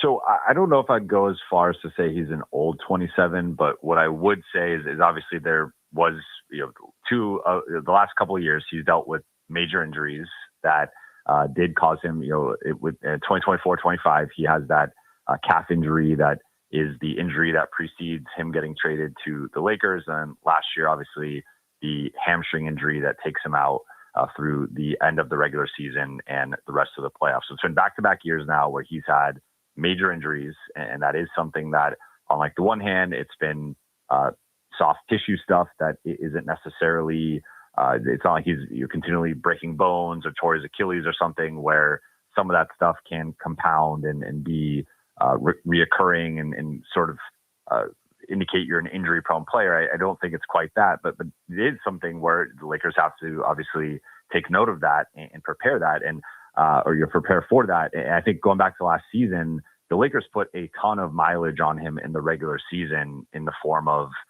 consistently playing high 30s minutes and even stretches of averaging around 40 minutes. And it's just, I think moving forward, they need to keep his minutes in the low to mid 30s and really should not be going above 35, 36 minutes consistently, because I just think with the modern game, how much ground you have to cover on both sides of the ball, with everyone playing 5-out offense and you having to close out 3-point line to 3-point line, it's just a lot of distance and a lot of mileage. And if you're playing 38, 40 minutes, I just don't think that's sustainable over the course of an 82-game season. So I think they got to be careful with that. But to the point about like how he's going to age or whatnot, like certainly that's something that the Lakers have to consider. And it's also been where, some people kind of point to the future of the Lakers and it's like, oh, well, they have this long runway here, 5, 6, 7 years, but like, that's not guaranteed. And when you have a player as great as Luka, who's at worst a top 5 player, if not a top 3 player, who's about to be entering his prime, like you need to be going for it. So that's where I know with some people, them taking this longer term view with prioritizing youth and not necessarily getting like the best possible players, but more so players that fit and can grow into certain roles over the next few years. Like I get why some people have an issue with that. Really, when I look at the moves, I mean, I love the Walker Kessler move. They obviously paid a hefty price for that, but I have no issue with it. I think Quentin Grimes and Mamu will fit well. The one I have a little bit of an issue with is the Colin Sexton move. I think they could have gone a bit more win now with a guy like either retaining Marcus Smart or adding Kelly Oubre. Either one of those guys, I think, would be a current starter on this team. And I just think that defensive wing role was more of a necessity around Luka and Austin than Colin Sexton as backup point guard insurance. But other than quibbling about that, which again, we're talking about a player on a single-digit million contract, like I think they pretty much nailed the rest of the offseason. So certainly it's a consideration how Luka is going to age and how long of a window they have here. But I think they have at least a 3 to 4 year window right now. And it is going to be about maximizing that over the next couple of transaction cycles. And truly, I think building a contender in 2027, 28, and trying to be on par with OKC and San Antonio. Jovan Buha is our guest here on FnA on Fox Sports Radio. Jovan, people have called me a company man for simply pointing out that obviously Pablo Torre is laying the groundwork to say the investigation isn't truly independent in case things don't go his way with the verdict in the aspiration investigation with Kawhi Leonard. But how do we get to this point that it's taken this long in your mind? And LeBron's probably going to sign before the investigation comes to a close, right? Yeah, I think so. Yeah, I mean, it's been a remarkable situation to put it, mildly. Like I can't remember an NBA story like this to have it come out the way that it did, and then it led to this investigation, and this investigation has been going on for almost a year now. And I mean, you would think that indicates they found something, but like to what degree, what you're then having this whole trade situation where it wasn't rescinded, but it was put on hold. That does indicate to me that something probably going to come of this in terms of some form of penalty, but I don't know to what degree. So I just can't remember situations like this where there's a lot of legal situations, so it doesn't matter of having outside people take a look at it and investigate it, but it's still like it could be relatively black and white. Like, did something happen or did something not happen? And if something happened, like, figure out to what degree, what the consequences, but it doesn't feel like it's anything involved. So yeah, I mean, I don't have any real insight into the frustrating because you're at the point because it's like, oh, okay, how can I help? And so like it's continually being pushed back, but it feels like something's coming, and I just don't know to what degree. But it's a fascinating story because again, like there's just been so many moving parts of it. Every time it feels like it's resolved, you can roll it forward and everything. And clearly, I think the Raptors and the whole thing trade was assigned to you. There's a theory that something is happening that will go, but I just don't really know what's happening right now. The last one for me, a lot of reports and rumors the Lakers have no interest in trading for PJ Washington for Dallas because they feel he's owed too much money over the next 4 seasons, which would be considered the contract that they can't ask for a lot of these guys. And he will be a perfect fit for what they need with the floor. So a couple of questions here. So one, do you agree with that notion that he's owed too much money over the next 4 years? Two, will Dallas even have interest in helping with the Lakers facilitating a trade for PJ to the Lakers? And three, do the Lakers even have the requisite assets that Dallas would want for a player of his caliber? Yeah, so let's go in order here. So one, I don't see much like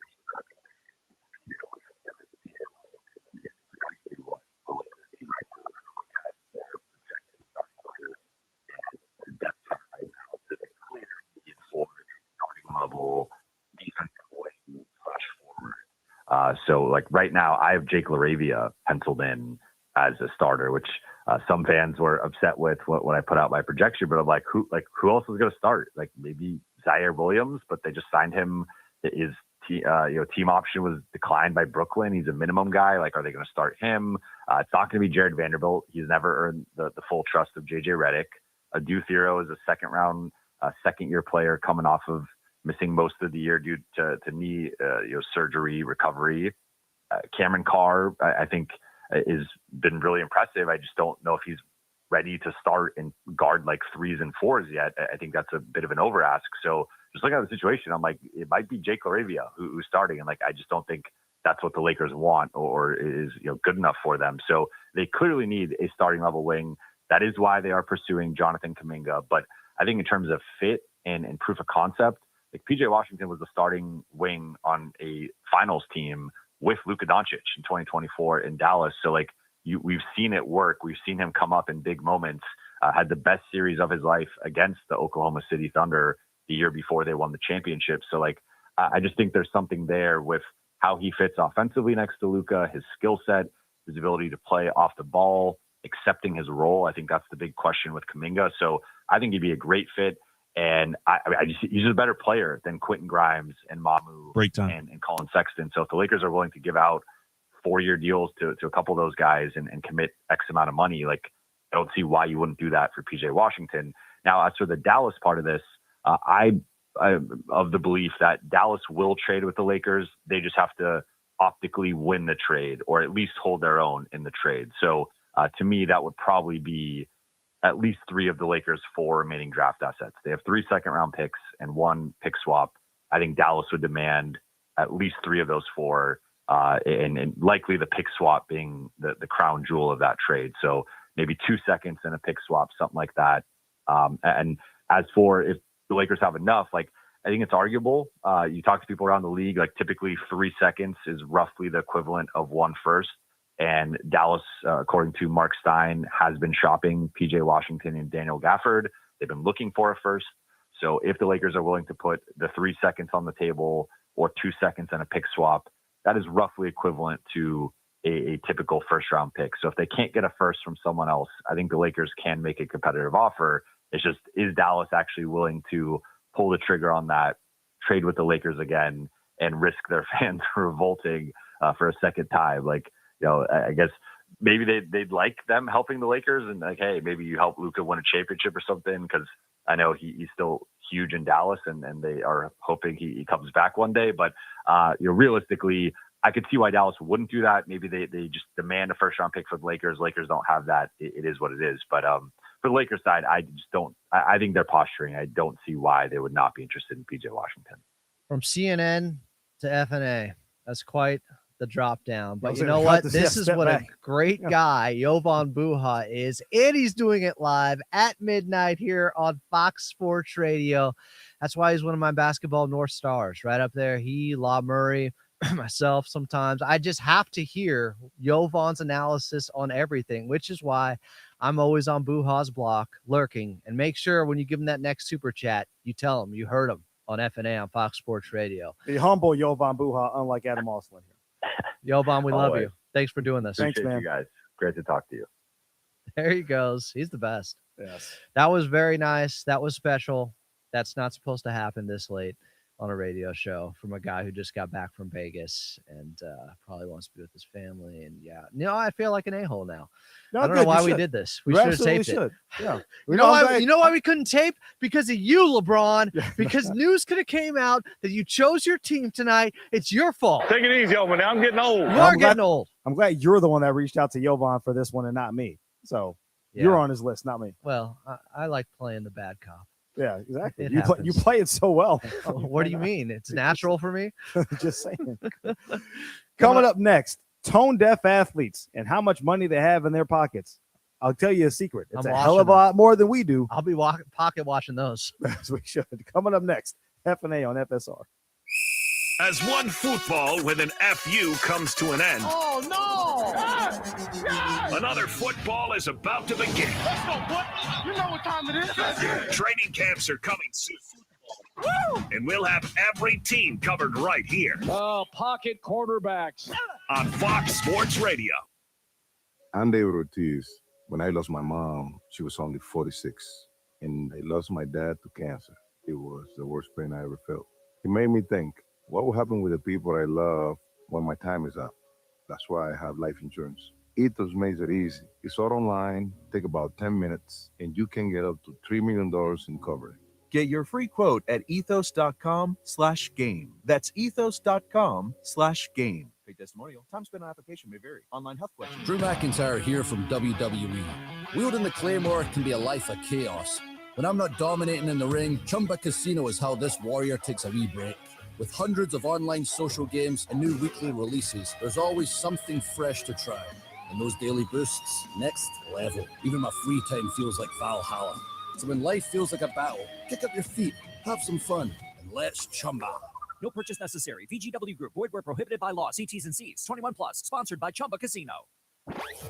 Did you know we're on YouTube? Fox Sports Radio. You can find all of your favorite shows on YouTube. Look at us. We're waving at you right now. Did you know that you can find the best clips and the best videos from your favorite shows? All the interviews, clips, everything is there. This is why you're the smartest listeners in the world. Completely agree. Because you went to YouTube and you searched Fox Sports Radio, and you are the ones that hit the subscribe button and the notification bell.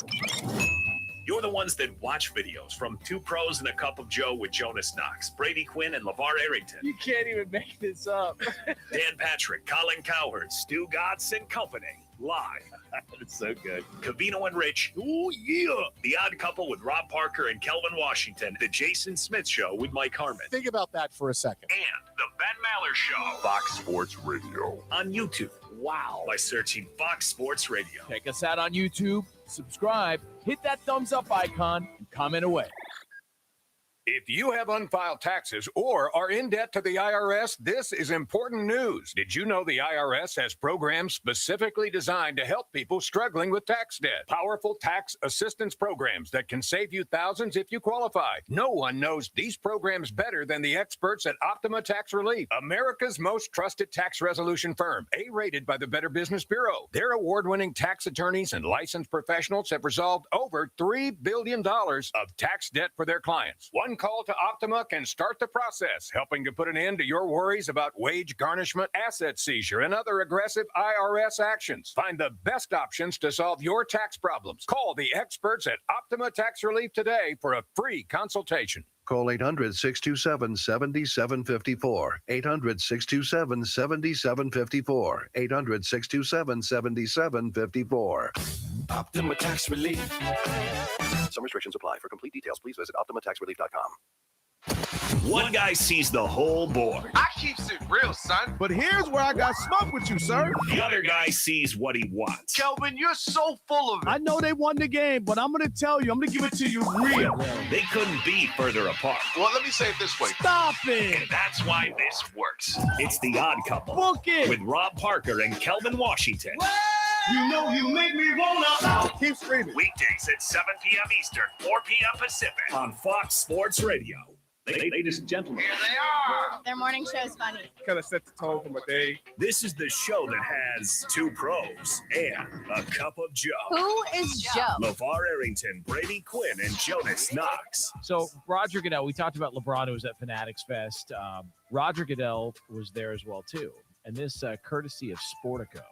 Goodell was asked Thursday at Fanatics Fest if there was a new country in which the NFL would like to stage a regular season game. Goodell said he's got about 10. He did name one, though, Japan. He said, we did have a game in Tokyo, but it was a preseason game. So we want to go do a regular season game now. If I'm not in Osaka, too. I played it. So that's what I'm wondering. He just wasn't the commissioner at that time. Now, was that an exhibition game or was that a regular season? That was a preseason. Okay. Preseason. So he says, I've got about 10 countries that I want to travel to. And how does that make you feel, John? When is enough? Like, why? I understand that you want to grow the game. I get it. I really do. I understand the international appeal to all this. But it just feels like we're going to more and more places where I just don't think anybody gives a rip about the NFL. I really don't. And I get it. I'm not there. How can you speak for them when you? Well, I can speak for us out here.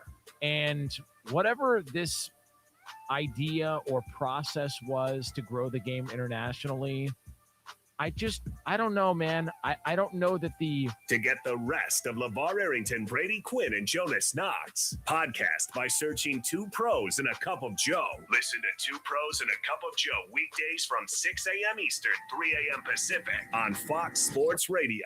Ladies and gentlemen. It's Colin Cowherd, outspoken. I know it's uncomfortable and nobody wants to talk about it. It's the Herd. This is the Herd. That's what this is. Man of the people. People don't want Socrates or Aristotle. They want a guy. Oh, did I mention outspoken? I'm sorry, guys, but unpopular opinion. Rivalries are overrated. It's the Herd with Colin Cowherd. Listen every weekday at 12 p.m. Eastern, 9 a.m. Pacific. Wow. Right here on Fox Sports Radio. Whoa. Why, hello there. You're listening all day. You're listening all night. Now you can watch us on YouTube, That's right. on Instagram and X. Watch us yell. Do it. I'm wrong. It makes me sick. Watch us sing. One shining moment. Somebody. Tacos and teas, Bets and Joe Montana. Watch us dominate. I listen to you guys every day. And that's kind of a big deal. We are Fox Sports Radio. Good stuff. Whoa! And that's it. FS1. From first things first in the herd to your sports teams. FS1 has what you need. FS1. Go to foxsports.com for details. Do you know how much I make a year? FnA, Cotton, FnA. Welcome back in. It's FNA on Fox Sports Radio. Big thanks to Jovan Buha. He was my boo before he was anyone else's. I'm just saying, I can evaluate talent pretty You well. let Jovan's wife know that. Okay, wait just a so, second. just so she knows.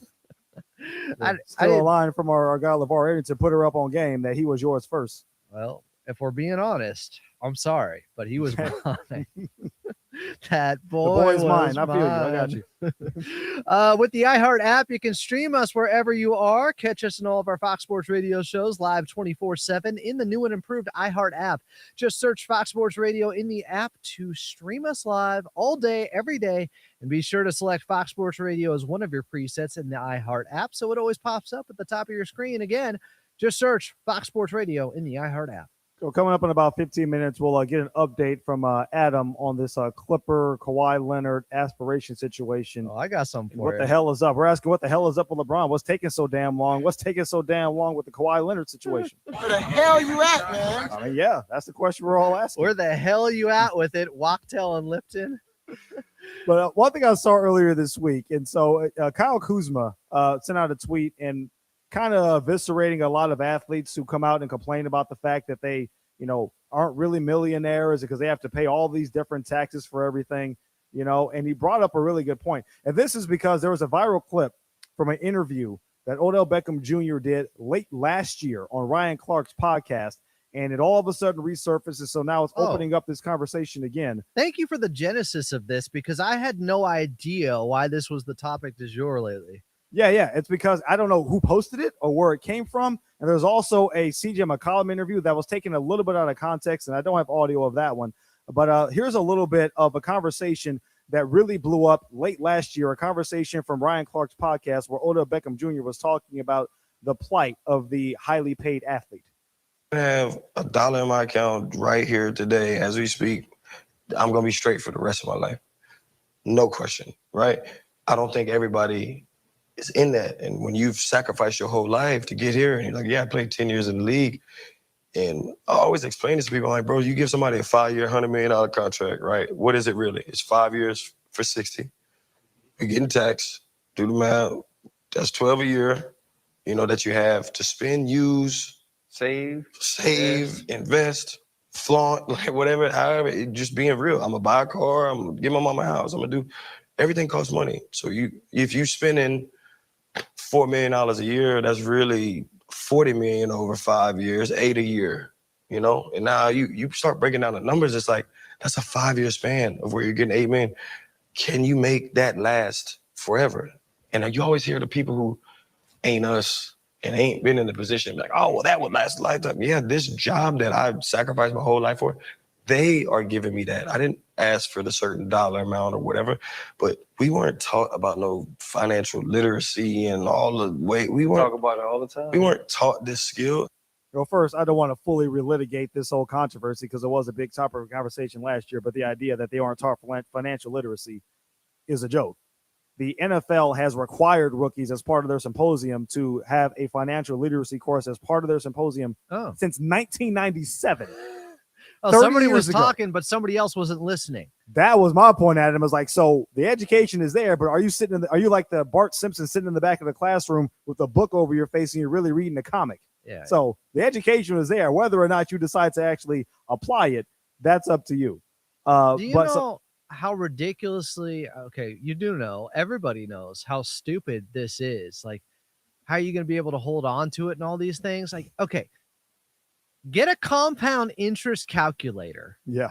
If you made $10 million in your career and you put that into the market, over 20 years, that would mature based upon a 9% average interest rate. Which is conservative, by the way, if you're talking about like Lately. an S&P 500 or something. The maturity value would be $56 million in 20 years.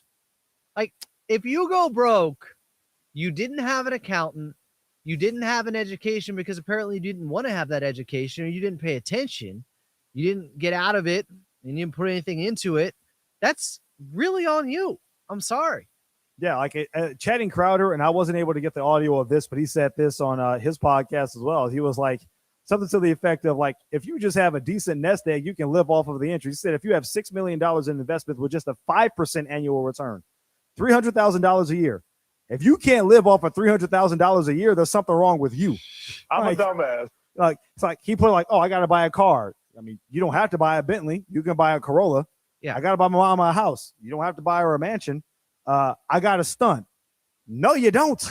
Like, you know, I know David Bannon says stunting is a habit. Like, it can be if you can afford to do that, but if you can't, no one is forcing you to. Stunt 101 by 50 Cent was not for everyone, okay? So Kuzma brought this up earlier this weekend, and I think people also brought up something that CJ McCollum brought up, which I think was taken a little bit out of context. Because he was like, oh, you know, after taxes and all this stuff was taken out of my first deal, I had like $12,000 to live on. But once I got my second and third deal, I kept living as if I was still living off of $13,000 or whatever it was. And I allowed myself and gave myself a budget and educated myself, but people took a short clip of what CJ McCollum said and tried to conflate it. CJ actually handled it the right way and said the right thing, but I do think... Well, I'm still not trusting a guy that signed off on the second apron, but sure. Well, yeah, just because he looks like Steve Urkel. Yeah. Yeah. No, you're right. CJ is a thoughtful guy, and I agree there was more to that. But Kyle Kuzma's exact tweet, he says, not going to lie, it's exhausting hearing athletes break down how their millions, quote unquote, aren't really millions after taxes and fees. That's exactly what Odell Beckham said. He says 40 million after taxes is still 40 million. The real issue isn't the system, it's lifestyle creep. Nobody told you to live like a king and buy 5 cars or move with a 10-person entourage. And it's true. Yeah, you don't have to move like that. Like, be a minimalist. Yeah. You don't have to be a maximist or whatever, or maximal. No, I'm thinking of Beast Wars. It's you put tone deaf on here, and that's the best way to put it. It's out of touch, and nobody wants to hear it. This is not okay. First of all, some people already get upset with athletes and podcasts and these things and doing all these interviews and becoming media members. To then take it to a next level where these are the topics that you're hitting on, well, that makes it infinitely worse. That is definitely not the insight we are looking for. Especially now. And Kuzma says, you know, these guys are saying these things like they want to get empathy from regular folks who are using credit reward points for groceries.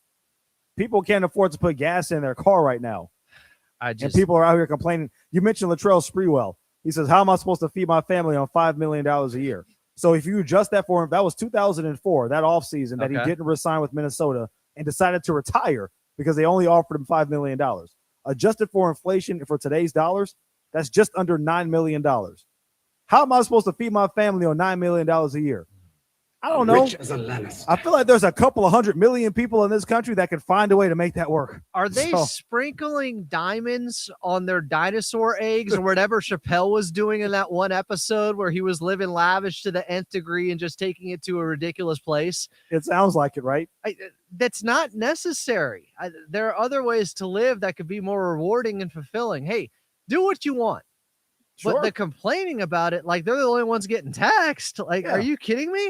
It's like, oh, look, financial literacy in this country is a major issue. But again, there are programs in place, and I believe the NBA has a program too. They literally put this as part of their rookie curriculum to try to teach you to be responsible so you don't end up in a Netflix documentary called Broke about how you lost all your damn money. They're looking out for you. A lot of people don't have that resource. You have it literally handed to you on a platter. I will say this. I do think when I went through high school and college back in the dinosaur Stone Ages. Yeah, speaking of dinosaurs. Yeah. About Fred Rogan here. Relax. But Well, I mean, he was Methuselah back then. I don't think there was enough education regarding the market and compound interest that I think about a lot now. I don't think there still is, to be honest. That's the issue. Yeah, it almost feels like, first of all, when I look at colleges, I know there are classes you could take on it, but it should be mandatory. It shouldn't be 1,000%. It shouldn't be, what did they call those things back in the day? Elective? Start with an E. Yeah, an elective. I think I would even go down to the high school level. Like you take like quote unquote your economics class. My economics class sucked, and I do not blame my teacher at all. She was great, but the curriculum was horrible. Like it should be not even economics. It should be financial literacy. If I was in Congress, that would be the thing I'd be pounding on the table for and trying to pass a bill talking about education and all that. I would try to find a way to make sure that we're more financially literate as a country. I'm definitely wearing a tinfoil hat in this scenario because I almost feel like they're trying to keep us dumber. Oh, they so are. that we are broke, so that we are living off of credit cards and interest and all these things, and nobody is able to get out of it. But specifically with colleges, like if they knew, like, okay, what if I wasn't putting this money into tuition, this $30,000 a year, $50,000 a year nowadays, and I just put that into the market, like, and a bachelor degree is worth nothing. That's a high school degree nowadays. Maybe I'm a little bit bitter because we kind of grew up around that time where it was almost like being phased out and the jig was up. And colleges, I think less people are going, more are going to trade schools. I don't know. But this whole thing is out of whack. That's for sure. By the way, and what you said there is the whole reason why if I were in Congress, which I wouldn't want to, because that's, well, I'm not going to get too deep into that. That's a whole different topic for a different type of show. It would get shot down by the credit card lobby and people like that for that exact reason. Yeah. Like they know what it is. Yeah. They wouldn't want that to happen. You know, the best way that they continue to win and we don't is that we stay uneducated. That's how it works. But again, if you're making this much money in the league, you can hire an accountant. Yes. Once in a while they'll rip you off. There have been cases like that, but they're few and far between. Hire the right people you trust, and you will still be able to live very well. I mean, there are stories, the dividends for you for the rest of your life. Your agent can hook you up with like accountant. I hear these stories all the time about like, oh yeah, my agent hooking me up with this person, my publicist, my accountant, my whatever. I got those guys through my agents. That it's all networking. That's how all of this stuff works. But again, you have to put in the effort and then want to. You have to want to try to find a way to make your money work for you instead of trying to make it rain at Magic City. No offense to Rob Parker. There's a great putting those show. Girls through college. Well, you know, with the billions he's making here, he can do whatever he wants to put those girls through college. American Greed is a great show on CNBC that talks about a lot of these broke type stories or somebody getting swindled. But oftentimes you go, shouldn't you have known a little bit better than that? Like, weren't you a little bit reckless there? Maybe vetted the process a little bit more. And well, coming up next. Yeah, speaking of broke, somebody might not have any money left on his NBA contract after this whole thing is over, right, Adam? Everything's going to be fine. We're talking about Kawhi Leonard, the update to the investigation by the NBA, by their law firm that is independent, but they're hired by the NBA. So are they truly independent? That's coming up next. This is FNA on Fox Sports Radio. Summer. That song still hits. The summer hits keep on coming. It's summer. It's July, right? Whether it's on the field. Blasted! He has done it again! Or through the airwaves. Say it with your chest. We have your summer hits. It's been a fun season. On Fox Sports Radio. Did you know we're on YouTube? Fox Sports Radio. You can find all of your favorite shows on YouTube. Look at us. We're waving at you right now. Did you know that you can find the best clips and the best videos from your favorite shows? All the interviews, clips, everything is there. This is why you're the smartest listeners in the world. Completely agree. Because you went to YouTube and you searched Fox Sports Radio, and you are the ones that hit the subscribe button and the notification bell. You're the ones that watch videos from Two Pros and a Cup of Joe with Jonas Knox, Brady Quinn, and LeVar Arrington. You can't even make this up. Dan Patrick, Colin Cowherd, Stu Gatz and Company. Live. That's so good. Covino and Rich. Ooh, yeah. The Odd Couple with Rob Parker and Kelvin Washington. The Jason Smith Show with Mike Harmon. Think about that for a second. And the Ben Maller Show. Fox Sports Radio. On YouTube. Wow. By searching Fox Sports Radio. Check us out on YouTube. Subscribe. Hit that thumbs up icon and comment away. There are some shows you don't want to miss. This is going to be fun. And there are some shows you can't miss. Let's not overreact. This is Covino and Rich. Mike Tyson, if you missed it last night at the ESPYs, Mike Tyson's there presenting the award for, what was it? Athlete of, I don't even know. What was it? Athlete of the Year? I think so, yeah. I just saw the highlight of it. And Shohei Ohtani mumbles Mike Tyson mumbles under his breath. Take a listen. And SB award goes to, check this out, Shohei Ohtani.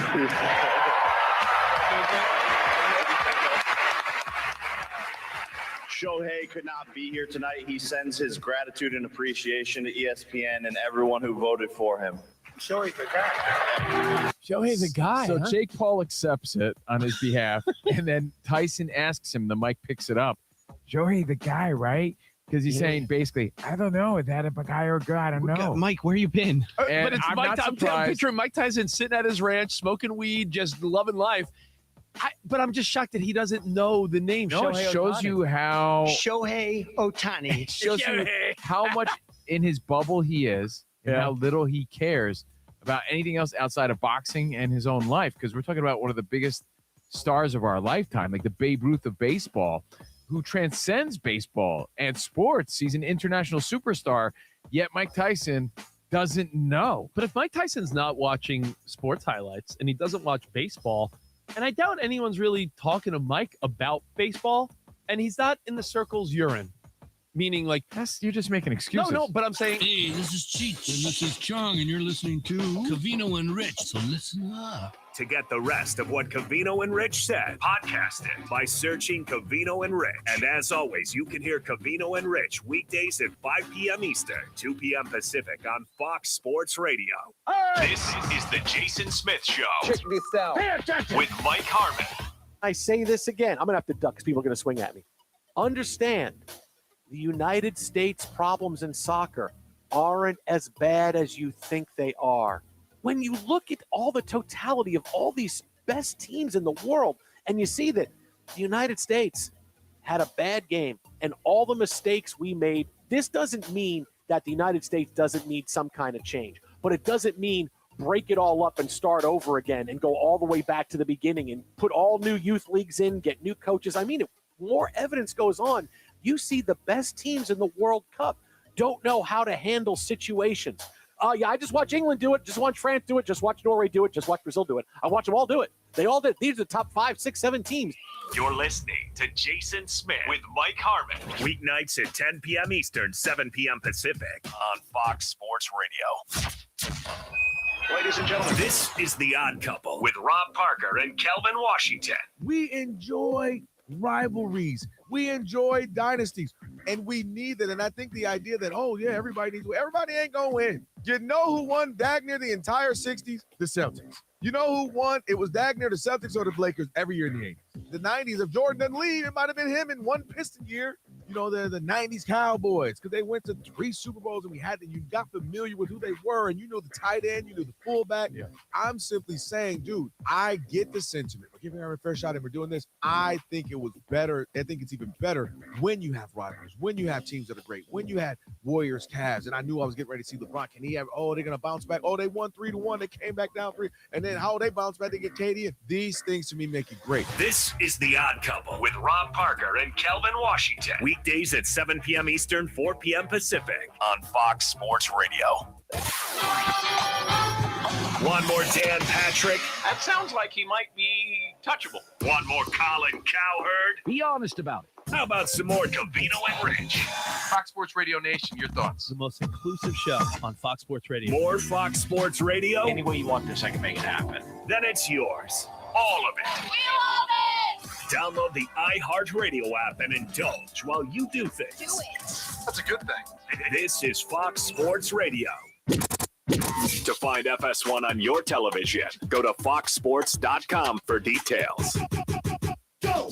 Check them out. FS1. Check them out. FS1. What are we investigating tonight? FnA, Cotton. FnA. Go ahead, Mark. I love it. Welcome back to the Fox Sports Radio studios for the best pregame show every weekend. Be sure to tune in to Fox Sports Radio Countdown, presented by BetMGM, every Saturday and Sunday morning from 9 a.m. to noon Eastern, 6 to 9 a.m. Pacific. We will count you down to all of the biggest games of the weekend. Tune in to Countdown, presented by BetMGM, every Saturday and Sunday morning right here on Fox Sports Radio and the iHeart app.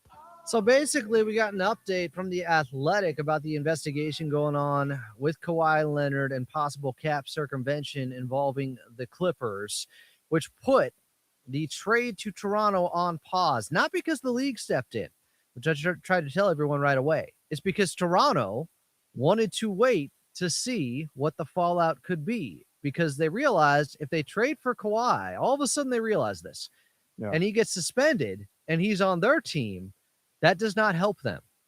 So they didn't know this before they negotiated this deal for Kawhi Leonard. The league said they told him. Maybe they got cold feet at the very end when they were about to finalize it. Maybe they got wind of something was going to come down and maybe he could be suspended. But I think it's as simple as, for some reason, they felt like, oh, we could just undo the trade. We could do some takebacks here. They'd have to give us one of the first-round picks back, which something along those lines have happened before with, like, Terry Rozier going to Miami from Charlotte when Miami didn't know that he'd be under this gambling investigation. And I think they got an extra second out of it. Yeah, the trade was revised. I don't know if a pick was literally taken back, though. Well, I think they gave him another second. Yeah. But in this case, the Clippers could end up moving picks for Kawhi for another player, like maybe Peyton Watson from Denver. And then what happens? What, you're going to undo the trade that also, like, how is Toronto going to follow all the breadcrumbs of where their pieces went, of who they gave up for Kawhi? I mean, Brandon Ingram, who's involved in the trade, what if he got traded for Sabonis up in Sacramento? How are you going to undo the trade? You can't. So it's really, it is a cluster F that this happened. Yep. But Adam Silver definitely looked irked that the NBA was getting a lot of egg on their face because of it, and wanted to make sure the blame went towards Toronto in this case when he gave his Summer League State of the Union at the Board of Governors meeting. I mean, rightfully so. I understand. It's like, look, don't blame us. You know, everybody knew what they were playing with, what they got themselves into. If they were going to negotiate with the Clippers and Kawhi Leonard in a potential deal, you knew what it was from the beginning. So don't try to point the spotlight on us. So on one of your most recent Clipper Talk podcasts, Adam, and talking about the aspiration situation, and I gave you a little bit of crap earlier in the show, but maybe a reasonable explanation if you're trying to look for. That was Triceratops droppings. If you are looking for a potential reason as to why, you know, it's legitimate. It was a legitimate deal that just didn't work out. You could look at it from that lens. Well, I would say this. Pablo Torre has done like 11 different episodes now. And when he started, a lot of his evidence was the lack of evidence of there being any commercial or promotional deal that Kawhi actually did for aspiration. Was there a commercial, he said, that was left on the cutting room floor? If there was something like that, then you could see, okay, it's not a no-show job. Well, guess what came out this week? 2 minutes. There was art design of him as Groot in Marvel Comics, and that being used because aspiration is about planting trees as kind of their little icon or character or mascot for the company. Now, it didn't go anywhere, but is that because cap circumvention, or is that because maybe Kawhi didn't like it or didn't want to do it or was difficult to deal with? Because there's two different things. Him being difficult, not wanting to do anything, and this whole thing being about cap circumvention with the Clippers using a company to pay Kawhi, totally opposite ends of the spectrum. Yeah. The way that I saw it framed in The Athletic, and maybe I read it wrong, is like they had this whole I am Groot thing with Kawhi Leonard, and then eventually aspiration had cold feet and stuff like, hey, you know what? This guy's probably not the right pitch man because he doesn't have enough followership, so this is not going to work. They seem to think it was a dead end. Yeah. Like Kawhi's dragging his feet. Minute. Best spokesman for this. But obviously the people who came up with the idea, they certainly didn't think there was cap circumvention going on, or else they wouldn't have wasted their time with the design. Yeah, you wouldn't think. I mean, you wouldn't think. So I just would ask that to Pablo, because the whole time he said, where is it? Where's some of the stuff that he did? Well, there's something. My only pushback to independent of what Pablo is doing, and obviously it's not a cut and dry thing, but for this to be taking as long as it's taking, and then the report 30 week that there might be other circumvention going on involving Kawhi Leonard, I feel like the longer this goes on, it is not working out in the Clippers or Kawhi's favor. the longer it goes, I think the more and more that we're trending towards something being negative in their side of the story. I mean, I would think if it was so open and shut like Pablo made it seem, it wouldn't take 11 months, but we'll 10 next. Coming up with us, we got 5 seconds. Retired guys and who actually came back and played well in FNA on FSR. What's up, fools? Main event Jay Uso here from the WWE. When it's just me between matches, it's day one-ish. And that means it's Chumba time. With hundreds of casino-style games and new titles arriving weekly, there's always something fresh to try at Chumba Casino. The daily boosts make it even more fun. And have me about to get them all during my downtime. Ready for a fun way to chill out and enjoy a few minutes for yourself? Let's Chumba.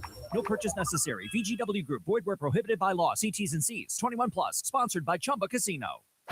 Fox Sports Radio is taking over YouTube, and you can be a part of it. Just go to YouTube and search Fox Sports Radio. Hit that subscribe button and smash that notification bell and catch all the videos from your favorite shows. Two Pros and a Cup of Joe, Dan Patrick, Colin Cowherd, Stu Gatz and Company, live. Cavino and Rich, The Odd Couple with Rob Parker and Kelvin Washington, The Jason Smith Show with Mike Harmon, and The Ben Maller Show. Fox Sports Radio on YouTube. Subscribe, hit that thumbs up icon, and comment away. FSY. Live sports and live programming. FSY. Big games. Big takes. To find FS1 on your television, visit foxsports.com for details. Let's begin. Sometimes we like company. Other times, company is downright annoying. Let's listen to Stu Gatz and Company live. And you tell us where this show lies. So Austin Reeves asked me, how are you doing? And I said, if I was doing any better, I'd be you. And I gave him the double finger guns. He loved it. Yeah. He said, and then when he said he loved it, I said, Austin, you could have that one for free. And I mean, 4 years, $185 million max extension. Good for Austin Reeves. It's very kind of you. So you set the table for me to go eat? Is that what you did? We're probably not going to get him. You did that a little late in the proceedings here. I would have preferred the finger guns like on Tuesday. you never know when you're going to run into Austin Reeves when you're getting coffee in a hotel lobby. You could have walked past Austin Reeves at any point this week. Just like, listen, you would have had to go out of your way to do it, but you could have done it at any point. He's been standing next to us within 15 feet of us since Monday. Listen, you're going to nitpick this. You're going to nitpick that. Yeah. I'm having the time of my life. I know you are. I saw Colin Jost, too, again. Did you really?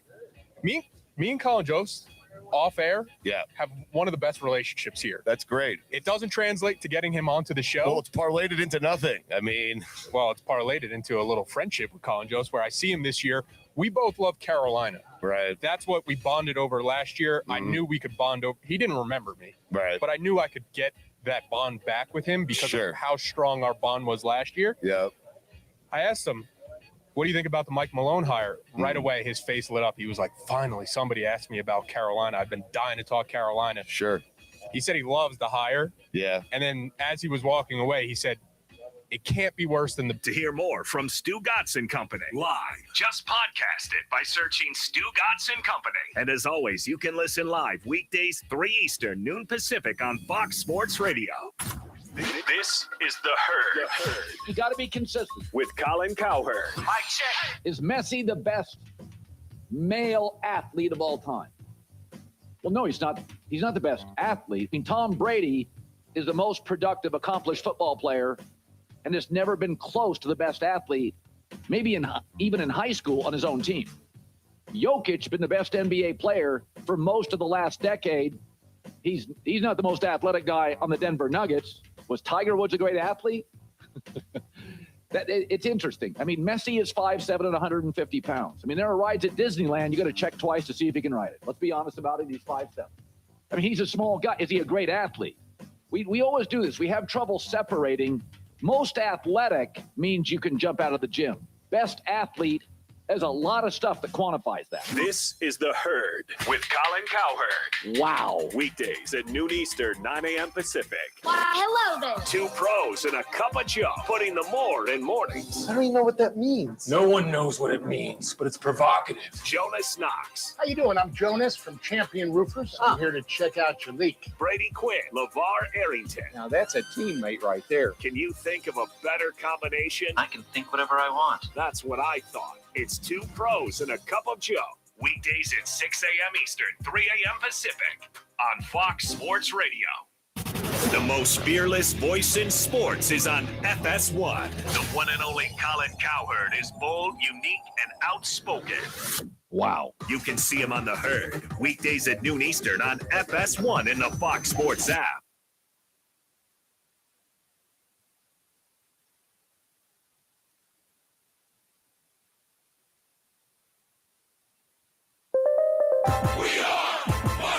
And here's what you need to know. The Red Sox have won 11 straight games. Abreu cracks one in the air to right, back towards the bullpen. It's over the bullpen. It's out of here for a second time tonight. And he gives the Red Sox the lead right on back. 4-3 in the third. Red Sox Radio Network on the call. They defeated the Rays 5-3 for their 11th straight win. It is their longest winning streak since 2016. Max Muncy hit a 2-run homer in the 7th to lift the Dodgers over the Yankees 2-1 to snap a 3-game losing streak, and the Nationals beat the Athletics 23-4. Lucas Herbert has a 2-shot lead after 2 rounds of the Open Championship at 8 under par. Bryson DeChambeau was penalized 2 strokes for improving the area of his intended backswing, and he is now 3 shots off the lead instead of 1. I'm Brianna Muro. Let's begin, shall we? FnA. Let me tell you something. Kevin Figures. My entire take here is moot. Adam Osley. There's a conversation to be had. 3, 2, 1. Oh, yeah. They're kicking the weekend off. It's FnA. Point well taken. Sound good? That is so exciting. Yeah! Live from the Fox Sports Radio studios, here's FnA. Kevin Figures and Adam Osley. Final hour of FNA on FSR. Thank you guys for joining us. Thanks to Jovan Buha of Buha's Block, Lakers Collective, formerly of The Athletic, joining us last hour, talking LeBron James, Lakers, and everything else NBA, Kawhi Leonard, and the Clippers investigation ongoing as well. And thank you guys for joining us. At KFig1 is where you can find me on X. Adam is at Follow Adam A on X. We are at FNA Show on X as well. If you want to get involved this hour, we're taking your phone calls, 877-99 on Fox on this very subject. Best and worst comeback attempts in sports history in light of Aaron Donald. At least, I mean, he's not doing us like LeBron, but he is flirting with coming back here. It's not as annoying as what's happening with LeBron and where he's going to go and holding us and keeping us in suspense. Well, because he's not kind of rubbing it in your face. Now, his wife, and it's always weird to me, like when you have family members or adjacent people to like these athletes put out tweets and weird subtweets and all that stuff. She sent out something cryptic earlier this week, like I'm watching or whatever. It's like, whatever. It could be related. It could not be related. I don't really care. The best was Ayesha Curry with Steph Curry talking about that it was fixed. It was rigged. The game was rigged. Was that 2016? That was a while back. Exactly. I remember that one too. But Aaron Donald video, obviously last weekend of him at the Rams practice facility, doing some on-field drills. And the reporting from Adam Schefter, Ian Rappaport, and the like is like, look, he's getting out there and he's getting lathered up and seeing exactly what kind of shape he's in and how he's going to end up feeling and putting pads on and seeing all that to see if he's actually mentally and physically ready to join the football team. It does not sound like, and this is something that Ian Rappaport reported on Thursday, I believe it was, that if he does rejoin the team, he is not going to join them for training camp. Shocker, a veteran doesn't want to go to training camp. Yeah. And if he did, it will be towards the end of training camp. That was a non-starter to begin with. I mean, right. I'm not surprised by that. And they wouldn't care. They would not bat an eye. They would not show care up in the week Rams. 14. This is somebody. Didn't Eric Weddle do that the year they won the Super Bowl? Didn't they sign him in like week 18 or something like that? Sounds right. Before the playoffs started? And Aaron Donald has stayed in tip-top shape, to my knowledge, from all the workout stuff he puts out on social media. This is not somebody that, you know, these big guys go one way or the other when they retire. Some of them shrink and some of them get way bigger. Hey, fat ass. This isn't Thor with the beer gut, you know. Lebowski Thor or whatever they called him in Avengers Endgame. I'm convinced if mentally, if he's there and the knees feel good enough, I think he can still play at a high level. I agree. And at a high level, like, is he going to be like dominant like he was 5 years ago? Most likely not. But you don't need him to be, because even if he's half of what he was, he's better than above average. He's a very good, if not Hall of Fame caliber defensive tackle. and then playing next to Myles Garrett, that just raises it another level. Because if you're not doubling Aaron Donald at this point in time, you have to at the very least double Myles Garrett. And Aaron Donald 1-on-1 against anybody, whether he's 60% of his former self or 20% of his former self, is still a quality player. It's kind of like what Jovan brought up with us earlier, talking about LeBron going to Miami, because that's the best guy he could play next to of all the options. Giannis is still like at his best, a top 3 player when he's healthy out there. And so he can carry the load and he can fade into the background a little bit. Aaron Donald can do the same thing playing next to Myles Garrett, who just turned 30 and is coming off his best season, breaking the sack record. But also, like, he might still be like, I wouldn't be shocked if Aaron Donald was still at like a Pro Bowl level coming back. I'd say that, yeah, because he's the most dominant at his position ever. He's one of the most dominant football players. The distance between him and the next best guy is a wide chasm, wider than him. It's huge. Like, he is that special. And some of these guys that play defensive tackle, they were able to age well and play into their mid-30s and still be effective. I'm thinking like Sam Adams. Yeah.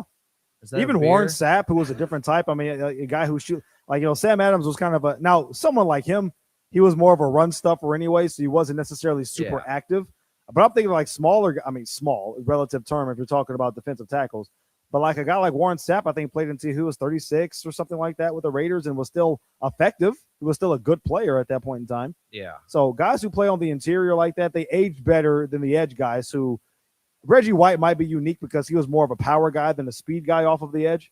But generally speaking, the guys in between the tackles age a lot better and able to play a little bit longer or be more effective longer than guys on the edge. Because you still gain muscle in your mid-30s. You're not losing any muscle at that point. And maybe some of the fast, twitchy stuff isn't as much there, but you could still be really stout and hold your own. And you're probably still putting on some weight at that time. And yeah, I have no doubt Aaron Donald could come back and be effective right now. Yeah, and I am, by the way, I have no doubts in my mind at this point in time. I don't know what you think he's playing. There's been way too much smoke. Yeah, I don't know when it's going to happen. I don't know if he's going to be ready for week 1 or if he's going to be ready for week 5 or something like that. But he will be in a Rams uniform before the end of this upcoming season. Well, you look at the Rams, it's like, okay, you got to the NFC Championship. You were competitive. You could have won that game. And you add Myles Garrett. Like, they're better. They've gotten better in so many ways. So they bring in defensive backs from Kansas City to improve the secondary. There's not a lot that's going to have to be on his plate. And even if there is at times, I think he can handle it. Yeah, I agree. Yeah, really. Completely fine. But it got me to thinking. So we're going to operate off the assumption that Aaron Donald is going to end up unretiring and returning to the Rams. So it got us to thinking about other people who decided to hang it up for a year or 2 or however many, and then decided to come back. There are obviously some duds, which we can get to, but there are actually some success stories when it comes to that front as well. Okay. You want to start? The first one that came to my mind, honestly, Adam, was Ricky Williams. So Ricky Williams obviously traded or was drafted by the Saints. Eagles traded their entire draft, or the Saints, traded their entire draft so they can move up and get Ricky Williams as their running back. Didn't do a whole lot in New Orleans. Gets traded to the Miami Dolphins. Has a phenomenal first season with them. And then in 2004, because he was smoking too much weed, he was levied a 4-game suspension. But instead of accepting that suspension, he decided to retire for a full season. Crack addict. No. It wasn't he was crack. smoking too much marijuana. Just a little bit of weed, right? Nobody would care now. No, I said it's. I know for people, some younger audiences listening now, I was like, really? Yes, really. We were that stupid. Yeah. So came back in 2005. He was part of that 2-headed monster with the Wildcat with Ronnie Brown, who was a rookie at that point in time. That's right. Then got suspended for a full season for smoking weed. He was smoking too much marijuana. Yes, he was, Vin. So sits out an entire season. He does his pilgrimage. Remember, he grew that crazy-looking, scraggly beard into the 60 Minutes interview and was going overseas and doing all sorts of weird other drugs. He was disheveled. He was figuring things out. He was kind of like Tristan in Legends of the Falls, like going out in Legend of the Fall, finding himself, Brad Pitt. It was kind of like Aaron Rodgers before Aaron Rodgers to a certain degree when it comes to the ayahuasca and stuff like that. He seemed more sincere, though. Like Aaron Aaron Rodgers, not as genuine. Like, he does want the Netflix series. I don't know if Ricky Williams really cared. So Ricky sat out that full season, came back in 2007, but got hurt almost right away. Was injured the entire 2007 season essentially. Then came back in 2008 and continued that Wildcat duo with Brown, and actually ran for 1,000 yards at the age of 33 after 2 separate stints of not playing for a full season.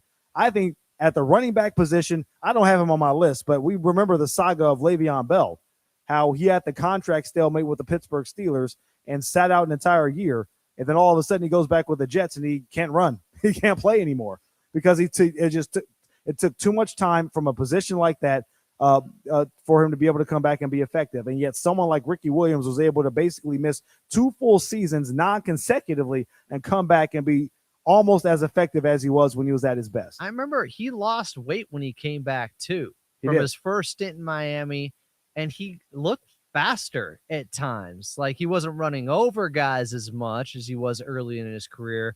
He's a fascinating guy that I think just wanted to be, I don't know, more cultured, more of a student of the world, and did come up with the greatest quote of all time when he got popped for the weed, which was, quote, "I got high and forgot I wasn't supposed to get high." You want to get high? I mean, he was too high to remember he wasn't supposed to get high. I mean, how do you beat that? That's the greatest thing I ever heard. He was really just ahead of his time. I mean, yeah, that's all much. This was. He was getting high. Like, he was zoning out and probably living in 2026 when he was getting high back then. He was in the future. All right. Speaking of, this is different. It's not a player. It's a former player, but I would say Mike Ditka, his comeback in 97 as a coach after the success with the Bears, he retires for 5 years. He comes back and makes the fateful move of moving all those picks to get Ricky Williams and Danny Werfel from Florida. That didn't work out well for them. I remember my Panthers ragdolling him around. Sorry, Brady, the Saints were bad. That was a mistake. Him coming back, don't say, and being the head coach. That's been a huge mistake. Even though it really didn't hurt his aura and how people think of him and the 85 Bears. I don't want to say they're the most overhyped team ever, but they get talked about more than many. And they didn't go back to back. They didn't win another one during that era. I don't know. What was that harsh? I mean, sweetness. I don't necessarily disagree with you, but they had characters. They had characters that when were they so had the memorable. Super Bowl shuffle and all that stuff. Yeah, the dominating defense. Yeah, with the stuff you could do back then defensively and get away with it was a little bit different. Those were the rules at the time. I don't want to hold it against them. It was like, well, back then, it was like, yeah, back then, those were the rules. Yeah, but who was that quarterback for the Lions that they killed? Like, literally, I think they killed this guy. Like, it was so bad. It was nasty what they did to him. It wasn't Scott Mitchell, was it? No, it wasn't Scott Mitchell. Like, the Ferguson? Epic commercial right now. Mark, you think you know who it was? This was one of the nastiest hits of all was it Ferguson? Time. Turd Ferguson? I don't know. It's not Turd Ferguson. Ferguson, Lions quarterback, gets destroyed. Sees his life pass before his eyes. Like, look it up. Lions, Bears, hit quarterback. Find it on YouTube because I'm pretty sure this guy got broken off something fierce. Oh, you're right. Joe Ferguson. Wilbur Marshall hit him. Good call by Mark. Well, Mark is Mr. Chi-Town. Come on. Yeah. I'm sure Mark. Correct. Mark probably takes issue with the fact that you called the Bears the overrated. So this hit is not overrated. This just don't hate. It's the Bears. They beat everybody except one team. Who was the team they lost to that year? Miami Dolphins. Oh, because they were going to go there. It was a Monday Night Football game, I believe. Correct me if I'm wrong there, Mark. Because the whole hype was like, oh, the Bears are looking to break the Dolphins' undefeated season. Yeah, that was the big point. When they were playing Miami, it was the big hope that if they could win that would just be an extra thing about it. But Dick and the defensive coach for the Bears it was sort of a argument that they were having. So No, the right, defense and the offense weren't getting Did along. Ditka No, hold put on, a hold on. cigar in his face? Yeah, don't know, Ditka and nothing Buddy like that. Ryan wanted to kill each other. Right. Mark, I think you're So putting they were it kindly. arguing that game, and so the defense and the offense didn't work out the best. So. I feel like they argued their entire tenure, to be honest with you, Mark. They found a way to make it work and get a championship. You know, But Fred from what and I hear, Ethel those loved guys were at each each other's throats from day one. Yeah. Fred and Ethel still loved each other, though. Maybe it's that type of thing. Like, do you got another one, Kevin? Yeah, I'm going to go with one of the more popular ones, or famous ones, I should say, will be Magic Johnson. Obviously retires in 91 with the HIV diagnosis. Nobody knew what to think or what to expect at that point in time. I cried. I thought he was going to die. Many people did. Returns to play in the 92 All-Star game, wins the MVP, is a member of the Dream Team, and then comes back to the Lakers out of nowhere in 1995, plays the final 30-some-odd games for them, and actually plays pretty well at power forward. Yeah. Then he decided to retire again because he was like, "Why am I listening to Dale Harris? And what am I doing?" And then, oh God, Let her rip.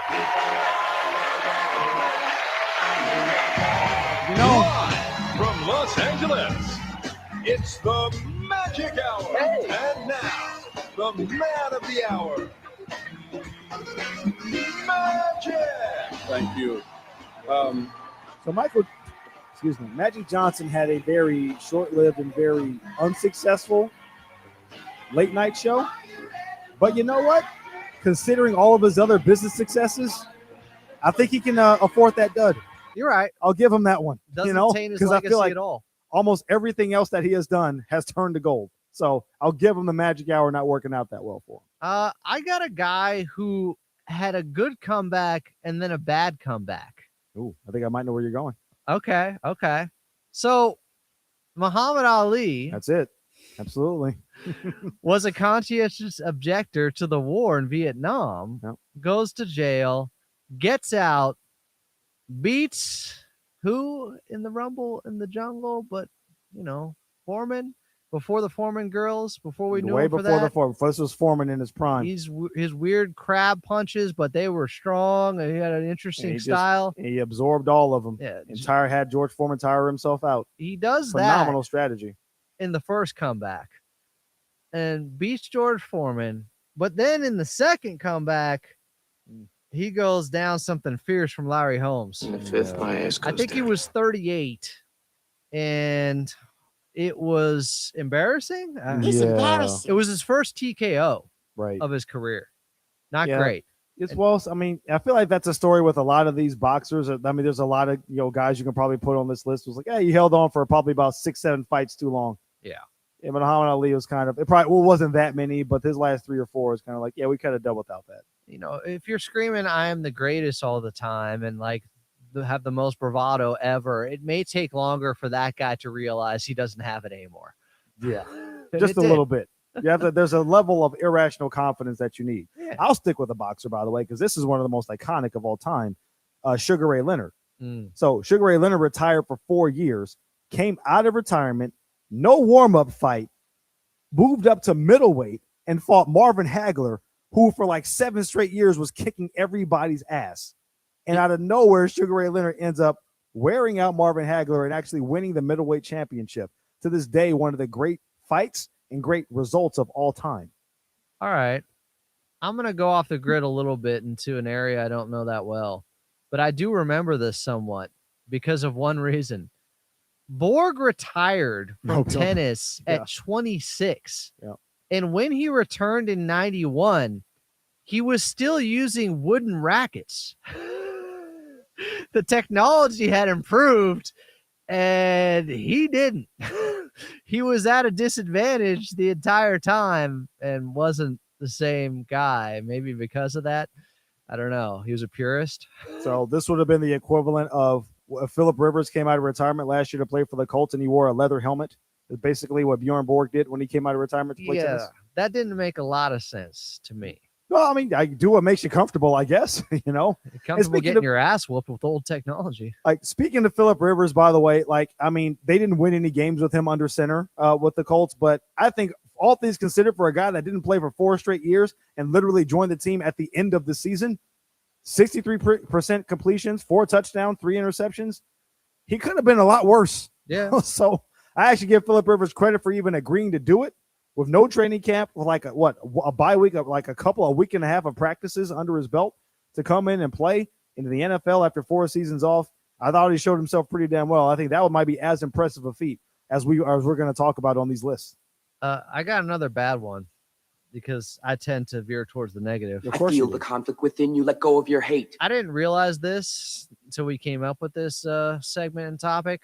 Bob Cousy came back for the Cincinnati Royals when he was 41. Did he? And averaged less than a point per game. And they say ran Oscar Robertson and Jerry Lucas out of Cincinnati. Wait, how so? Like, I know he became the coach, I think, at one point, but Bob Cousy, all-time great. Nobody ever brings this up. Didn't go well. Not well at all. You say he averaged less than a point per game? Let me double check and double source this, but I think it was Skip Bayless did better than that, right? I was gonna say I think we're in Skip Bayless territory here. That like not 1.4, but what is this right here? Mr. 0.7?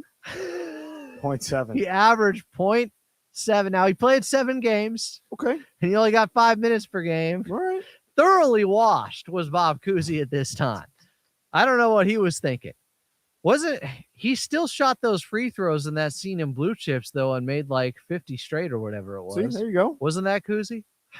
I think so. Definitely Nick Nolte in the scene as they were ad-libbing there. That reminds me of like the late Jerry West, like talking to like some middle school kids. This had to have been like 13 years ago. And someone took a video of him and he's showing them how to shoot. And he's just stroking like shots from like 20 feet out like it's nothing. Nothing but net. And he's in his 70s or whatever it is. Yeah, you got that jump shot, you never lose it. Here's a good one, though, that I forgot about. Deion Sanders, when he went to the Baltimore Ravens. Remember he was on the NFL Today on their pregame show for a while. And it brought me all the way back. Because the year the Raiders got their asses kicked by the Buccaneers in the Super Bowl, they were just hemorrhaging defensive backs. Like Charles Woodson was out for a long time because he broke his leg. Torrey James, their other starting cornerback, broke his leg. Both of those guys played in the Super Bowl with rods in their legs. That's how bad it was. That was back when they did not have a bye week in between the conference title games and the Super Bowl, and they absolutely could have used it. But towards the end of the regular season, the Raiders wanted to sign Deion Sanders, even though he hadn't played in a couple of years, and Deion was going to go there. But the Redskins at the time still had his rights. And when they waived his contract, and the Chargers, who obviously were in the Raiders division, caught wind that he was going to sign with the Raiders, they decided to claim him. And Deion Sanders went on this giant rant. I'll never forget it on the NFL on CBS or CBS This Morning or whatever it was called. And he was like, Marty Schottenheimer, what the hell did you claim me for? Y'all teams suck. I ain't trying to go there. I was trying to go to the Raiders. You stopped me from trying to compete for a Super Bowl. So that offseason, he was a free agent. A different time to think about somebody wanting to go to the Raiders like that, huh? Right? Yeah. Well, he would have fit right in with the geriatric crew. I mean, it was Jerry Rice and Tim Brown and Rich Gannon and all those old guys. He would have fit right in. They didn't win a Super Bowl, but he was actually pretty productive for the Baltimore Ravens. Played there for a couple of seasons. Was kind of a slot corner, hybrid safety. Had a pick 6, I think, against the Cleveland Browns his second year there, the last pick 6 of his career. So some people were like, oh, he was terrible in Baltimore. No. I mean, based on what he was asked to do, he actually played pretty damn well, especially because have you seen his feet, by the way? Oh, his feet are gnarly. They're worse than Shaq's. Throwing up gang signs. It's ridiculous. How is he even able to walk? It's ridiculous. And I think he had a toe amputated since then. Yeah, since his playing days. Well, he's obviously had a lot of health issues. Well, but he played extremely well in Baltimore for a couple of years. He played so well. He got a Burger King commercial where they superimposed the King on top of him on a pick 6 against Buffalo, I remember. Good burgers, Walter. And he's high-stepping, but it's the King instead of him. That's right. There was one of those for him. There was one of those for Troy Polamalu. You're right. All right. Coming up next, your phone calls, 877-99 on Fox. Best and worst comebacks by individuals in sports. He's Kevin Figures. I'm Adam Moslin. You're listening to FNA on Fox Sports Radio. 48 teams started in this World Cup. Inject this in my veins. This is awesome. And now we're down to 2. Argentina. It's magical. Spain. This is a Spanish team that will be a force. It's the World Cup. Keep it right here for World Cup reactions on Fox Sports Radio. Tyler Reddick here from 2311 Racing. Game night's fun until someone spends 5 minutes lining up one shot.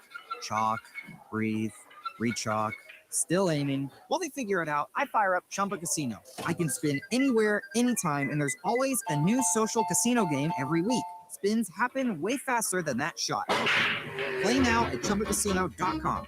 Let's Chumba. Sponsored by Chumba Casino. No purchase necessary. VGW Group. Void where prohibited by law. 21 plus. Terms and conditions apply. My name is Whitney Allen, and I'm a widow. My husband, Ryan, died. We never thought we'd ever have to use life insurance, but the unexpected happened. With Ethos, signing up was fast and 100% online. You can get a quote in seconds, apply in minutes, and get same-day coverage. No medical exams, and you can get up to $3 million worth of coverage. I'm grateful we were prepared. Get your free quote at ethos.com/play. That's ethos.com/play. Paid spokesperson. Time spent on application may vary. Online health questions required.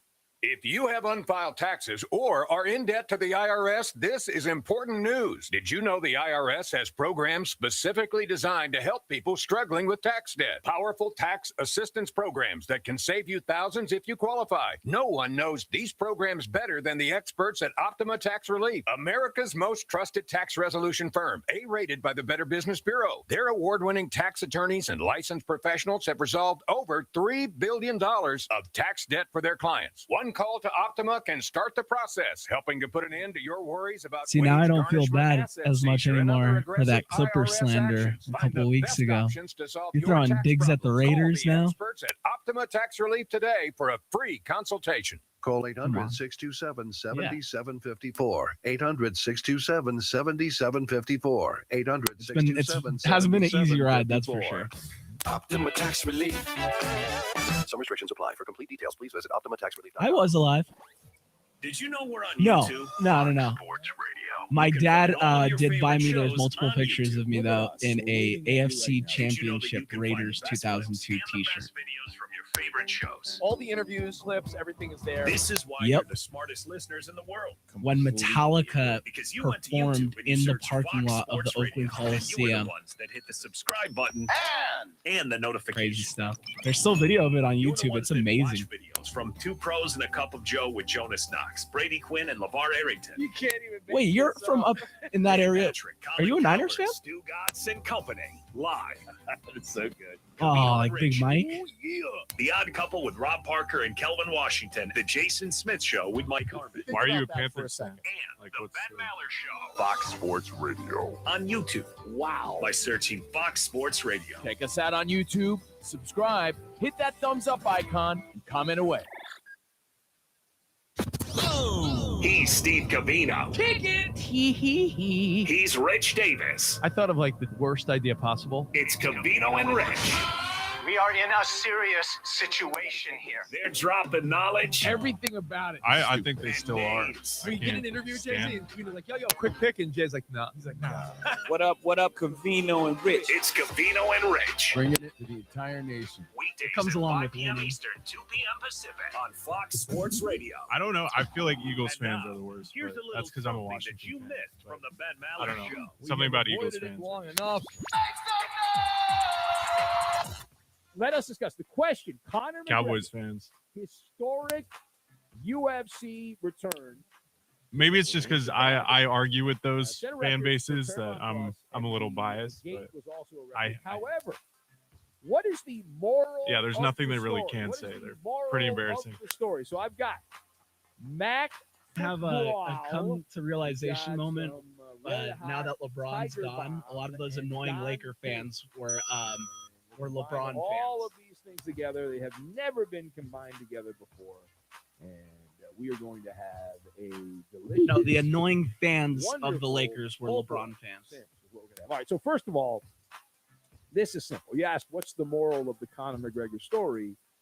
Even after a very long sabbatical, I was very long one of them, sabbatical where he but I became an still hated alcohol LeBron when salesman, he was a Laker. Conor McGregor. I didn't get those still fans appointment either. I thought it was stupid to hate on. He is. He's appointment viewing. You LeBron. know that. I know that. And did this performance in UFC 329 live up to the hype? Hard pass. Hard pass. However, it validated. You know, I got Well, to that I don't agree with. Yeah, Unfortunately, it didn't last that long. It validated, though, that his magnetic one. we have this saying. It's like we hated him when he a was guaranteed not on the Lakers, but once he revenue joined maker, us, it's like even- he's our asshole now. Even after all So this time away, that's the way we and treat it. even a broken down shell of what notorious one had been. It still has that milkshake ability to bring all the... To get the rest of what Big Ben said, podcast it by searching The Ben Maller Show. And as always, you can hear The Ben Maller Show weekdays from 2 a.m. Eastern, 11 p.m. Pacific, right here on Fox Sports Radio. 3, 2, 1. It's Stu Gotts. Yes. And he Gotts Company. I love that. Stu Gotts and Company. Live. That's what he's doing. Unapologetic. And they're blending sports. Listen, kicking's an individual sport. With whatever they want. I once went to 11 consecutive dead shows at Madison Square Garden. Sometimes the lights off. It's Stu Gotts and Company live. Listen weekdays at 3 p.m. Eastern, 12 p.m. Pacific, right here on Fox Sports Radio. The great thing about us is, hold up, when you want us, Be loud. you got us. Be proud. We're all over the place, and I mean all over. All right. Like streaming 24/7 on the iHeartRadio app, on YouTube, FSR on YouTube. Every show has its own page. We got podcasts coming out of our... It's every day. You've got to maintain. When you want us, What's going on? What are we doing? you got us. Thank you very much. I listen to you guys every day. Thanks for being part of the family. On Fox Sports Radio. 1 FS1. To find FS1 on your television, go to foxsports.com for details. FS1. Go to foxsports.com for details. Oh, what are we going to do now? FnA, Cotton, FnA. Welcome back to the Fox Sports Radio studios. It is FnA on FSR. If you missed any of today's show, you want to catch the podcast, just search Fox Sports Radio wherever you get your podcast. Right after the show, today's podcast will be posted. Be sure to follow the podcast, rate it 5 stars, and you can even provide a review. Again, just search Fox Sports Radio wherever you get your podcast. Follow the feed, and you'll find today's full show posted right after we get off of the air. 877-99 on Fox is the phone number if you'd like to talk about the best or worst comebacks in sports. You lose. I got a couple of guys that left the game for a bit in the NBA due to more unusual injuries, like Alonzo Mourning with the kidney issue. Oh, right. That he blamed on ibuprofen or something, taking too much of that. I think, didn't he get a kidney transplant actually at one point? He absolutely did. He came back and did not embarrass himself. In fact, more better than that. He was a key contributor to a championship team. He was Shaq's backup. Yeah. Did he tear his Achilles at the end of that series against Dallas in 2006? I don't recall that. Okay. I feel like he ended up having one more bad injury that eventually took him out. But with the other guy, Kevin Johnson, had some strange injuries, left the game for a while. I know we're not supposed to talk about KJ anymore. Well, we talk about him as a basketball player. Yes, we can. That's separate the art from the artist. Yeah. Those are 2 guys. I don't know if he missed any time with the San Antonio Spurs, but I know that Sean Elliott had cancer, right? Did he have leukemia? Is what it was? That sounds right. It was something very serious. Very serious, life-threatening. So I don't know if he actually missed full seasons or just like parts of a season, but I feel like he definitely missed some time and was a key player when they won their first championship in their quote-unquote shortened season championship. Well, the asterisk, as Phil Jackson likes to say. He was the only one that said that. If Phil Jackson came back, still no coaching me. He was the only one. They didn't play in a bubble. No, they didn't. Like they swept the Lakers, didn't get a game off of them in the Western Conference Finals. Like, how do you hate on that team? I could see if it was close, maybe, but they destroyed them. All right, what else you got here, Kevin? Well, I mean, I feel like there's an obvious thing that we missed, and I'm surprised somebody hasn't said anything on social media. But I mean, we got to talk about Michael Jordan, who did it twice, right? The first retirement. Now, whatever the reasons were for why he retired, only he and God know that for sure, obviously.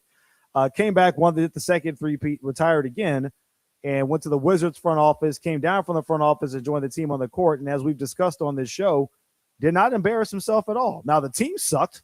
The team that he helped construct sucked. But he, as an individual player, even before he suffered that knee injury, or I should say even after he suffered that knee injury and he came back and he was relegated to just a mid-range jump shooter, acquainted himself pretty damn well at the age of 38, 39 for Washington. We talked about Brett Favre earlier and how magical that season was in Minnesota. Take it easy over there. I'm getting old. I mean, where did he finish MVP that year? because it was that special, especially the 2 games against the Packers. He made some of the best throws I've ever seen in my life. What was he it like? Was pure cinema. Close to 40 touchdowns and like 5 picks or something like that. I feel like I'm not that far off on that ratio. I don't think so either. And remember how it started that year for them? Game 1. Was it like a walk-off touchdown pass to like Sidney Rice in the back of the end zone or something like that? I think against the 49ers. Like it got off to that start where you just felt like you were living in a movie until it turned out to a nightmare when Favre reverted back to his old ways in the NFC Championship That game. season, he completed 68% of his passes for 4,202 yards, 33 touchdowns, and 7 interceptions. This is Brett Favre we're talking about. Where did it say he ended up MVP-wise? And who won the MVP that season? So that would have been the 2009 season. They gave it to Adrian Peterson, who was on his team. No, that wasn't the Peterson year where he came back off the ACL and then won the MVP. Peyton Manning won it that year. Okay. Bears. That was remarkable. And it went downhill, but it just seemed like everything came together. He got his revenge on the Packers. Right. Got him to the NFC Championship game where Breeze Saints were beating him up with Bounty Gate. Why would you even ponder passing it? Yeah. The Saints also got a BS call at the end of that game to get them in field goal range. I'd just like to point that out. Of course you would, because you know Breeze listening. Well, by the way, It's so funny. Okay, anyways. That MVP race, Brett Favre was 4th. He had 2% of the vote. Sense. 2% of the vote. No, it should be higher, actually. For those insane numbers. He was behind Peyton Manning, Drew Brees, Phillip Rivers, and then Brett Favre comes in at number 4.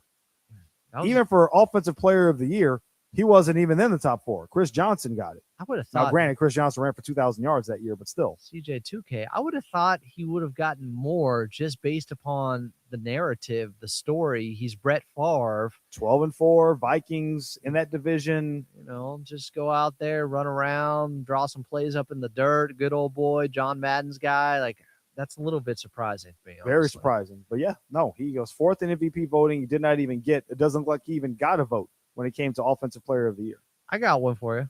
Okay. Tiger Woods in 2019. Oh, winning the Masters after the car accident. That was pretty special. That was a great comeback.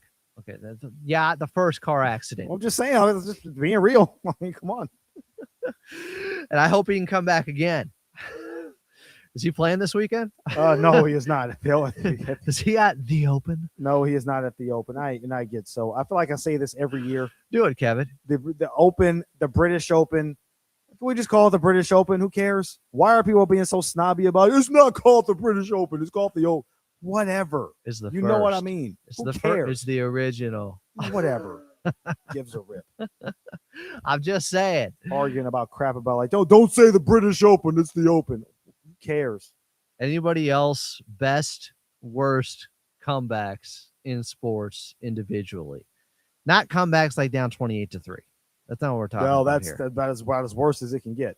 And Tom Brady probably has almost had one. Yeah, well, Tom Brady like retired, but then came back, but it was all within the same offseason. Like he didn't actually take any time off. Yeah, that don't count. So that does not count whatsoever. He stayed in game shape. You actually have to step away from the game and then come back.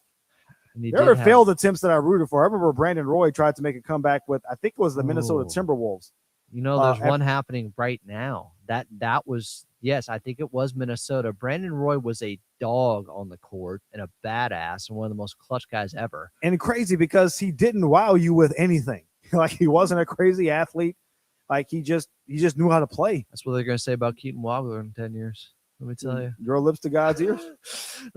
No, another guy that is currently going through this that just had a tryout in front of pro scouts, Victor Oladipo.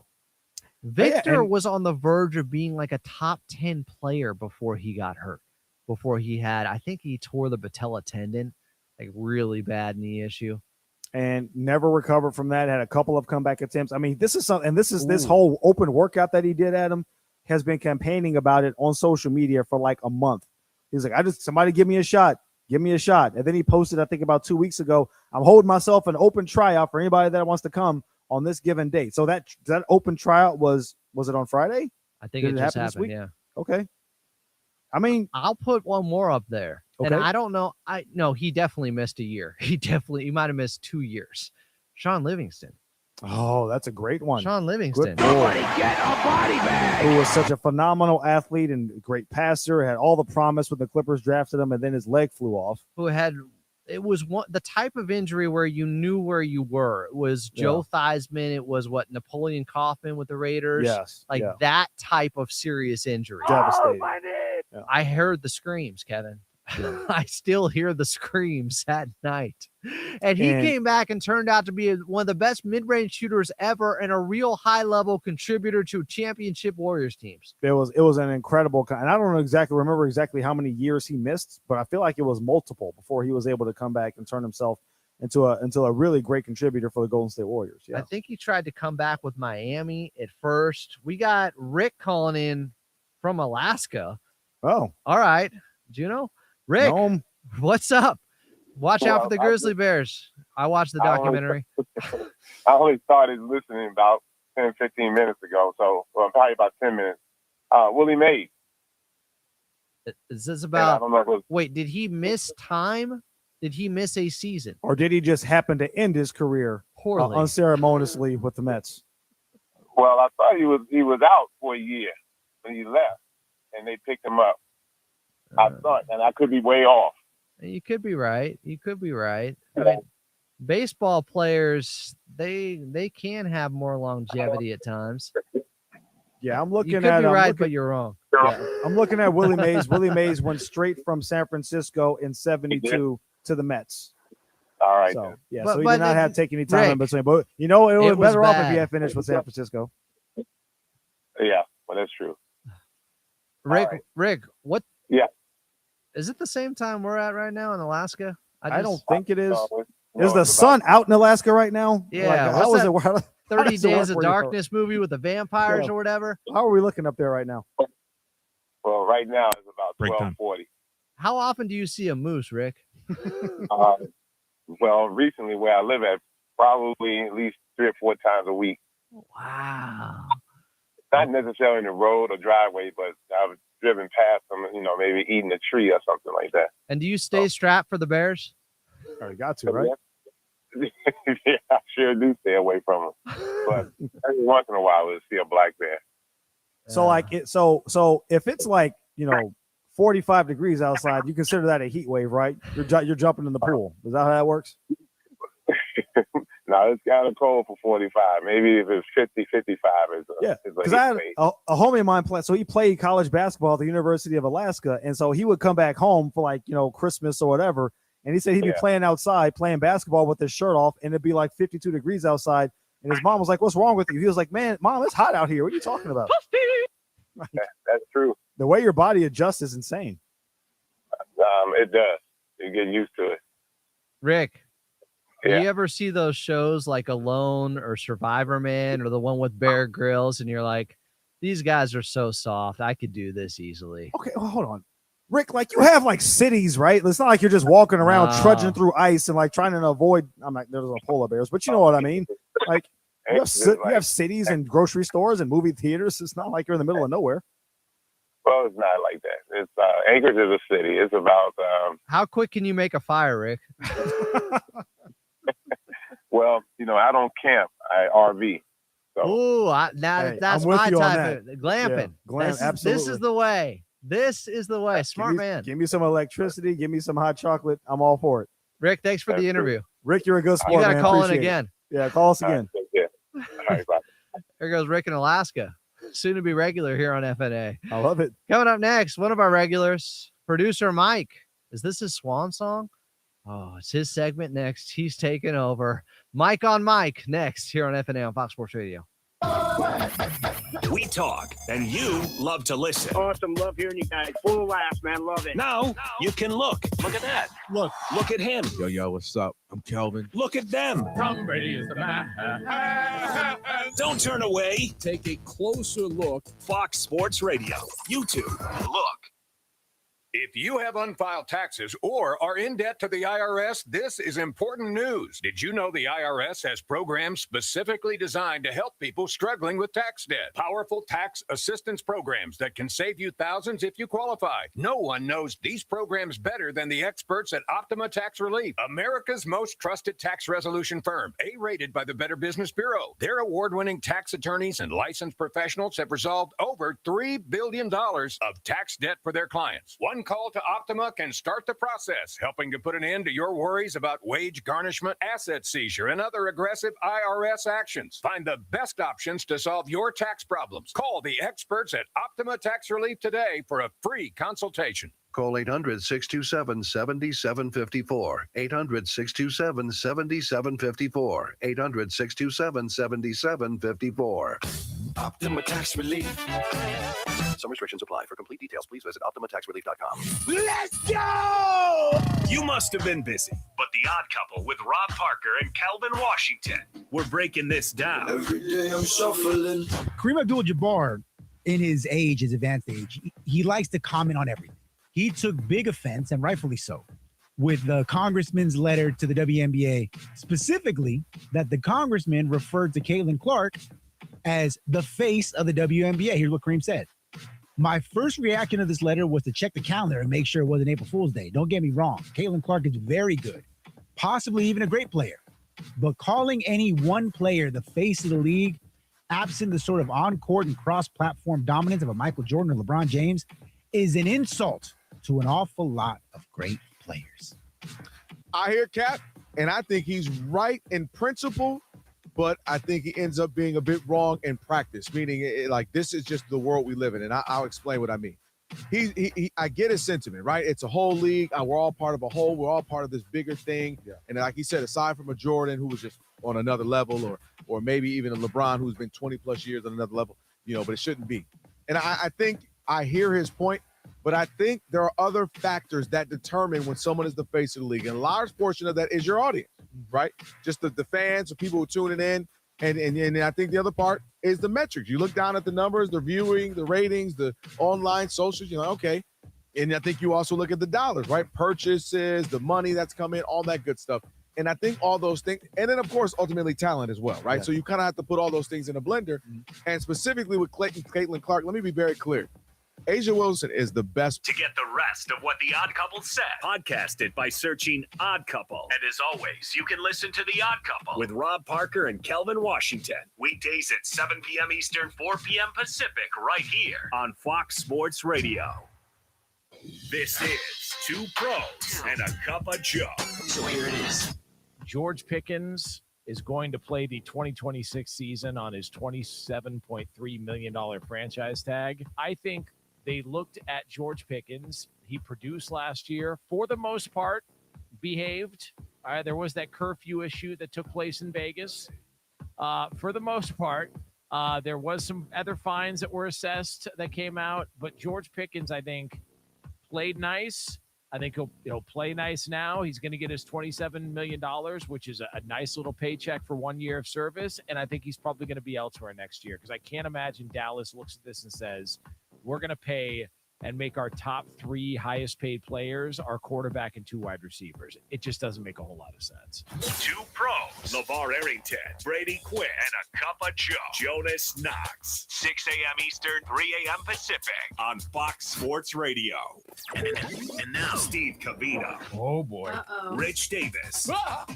This is Covino and Rich. Here's what Derek Jeter had to say about Volpe. Look, it's obvious the Yankees have made a commitment to Anthony. Personally, I don't know him well. They're banking on a big upside.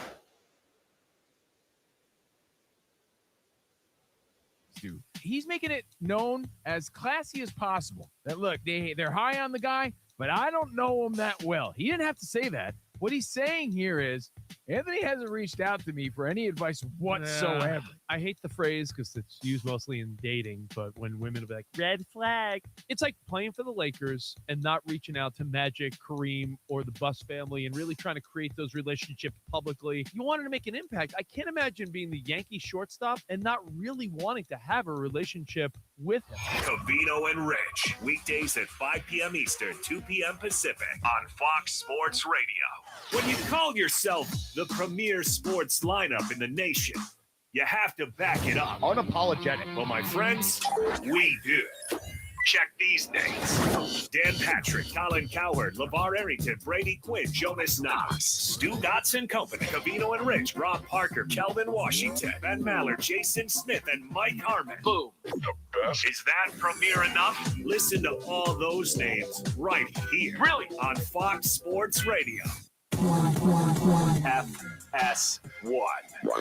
To find FS1 on your television, go to foxsports.com for details. FS1. Go to foxsports.com for details. You guys give up, or you're thirsty for more? FnA, Cotton, FnA. It is FnA on FSR, broadcasting live from the Fox Sports Radio studios for the best pregame show every weekend. Be sure to tune in to Fox Sports Radio's Countdown, presented by BetMGM, every Saturday and Sunday morning from 9 a.m. to noon Eastern, 6 to 9 a.m. Pacific. We will count you down to all of the biggest games of the weekend. Tune in to Countdown, presented by BetMGM, every Saturday and Sunday morning, right here on Fox Sports Radio and the iHeart app. Kevin, you know how we can prove we're live? How's that?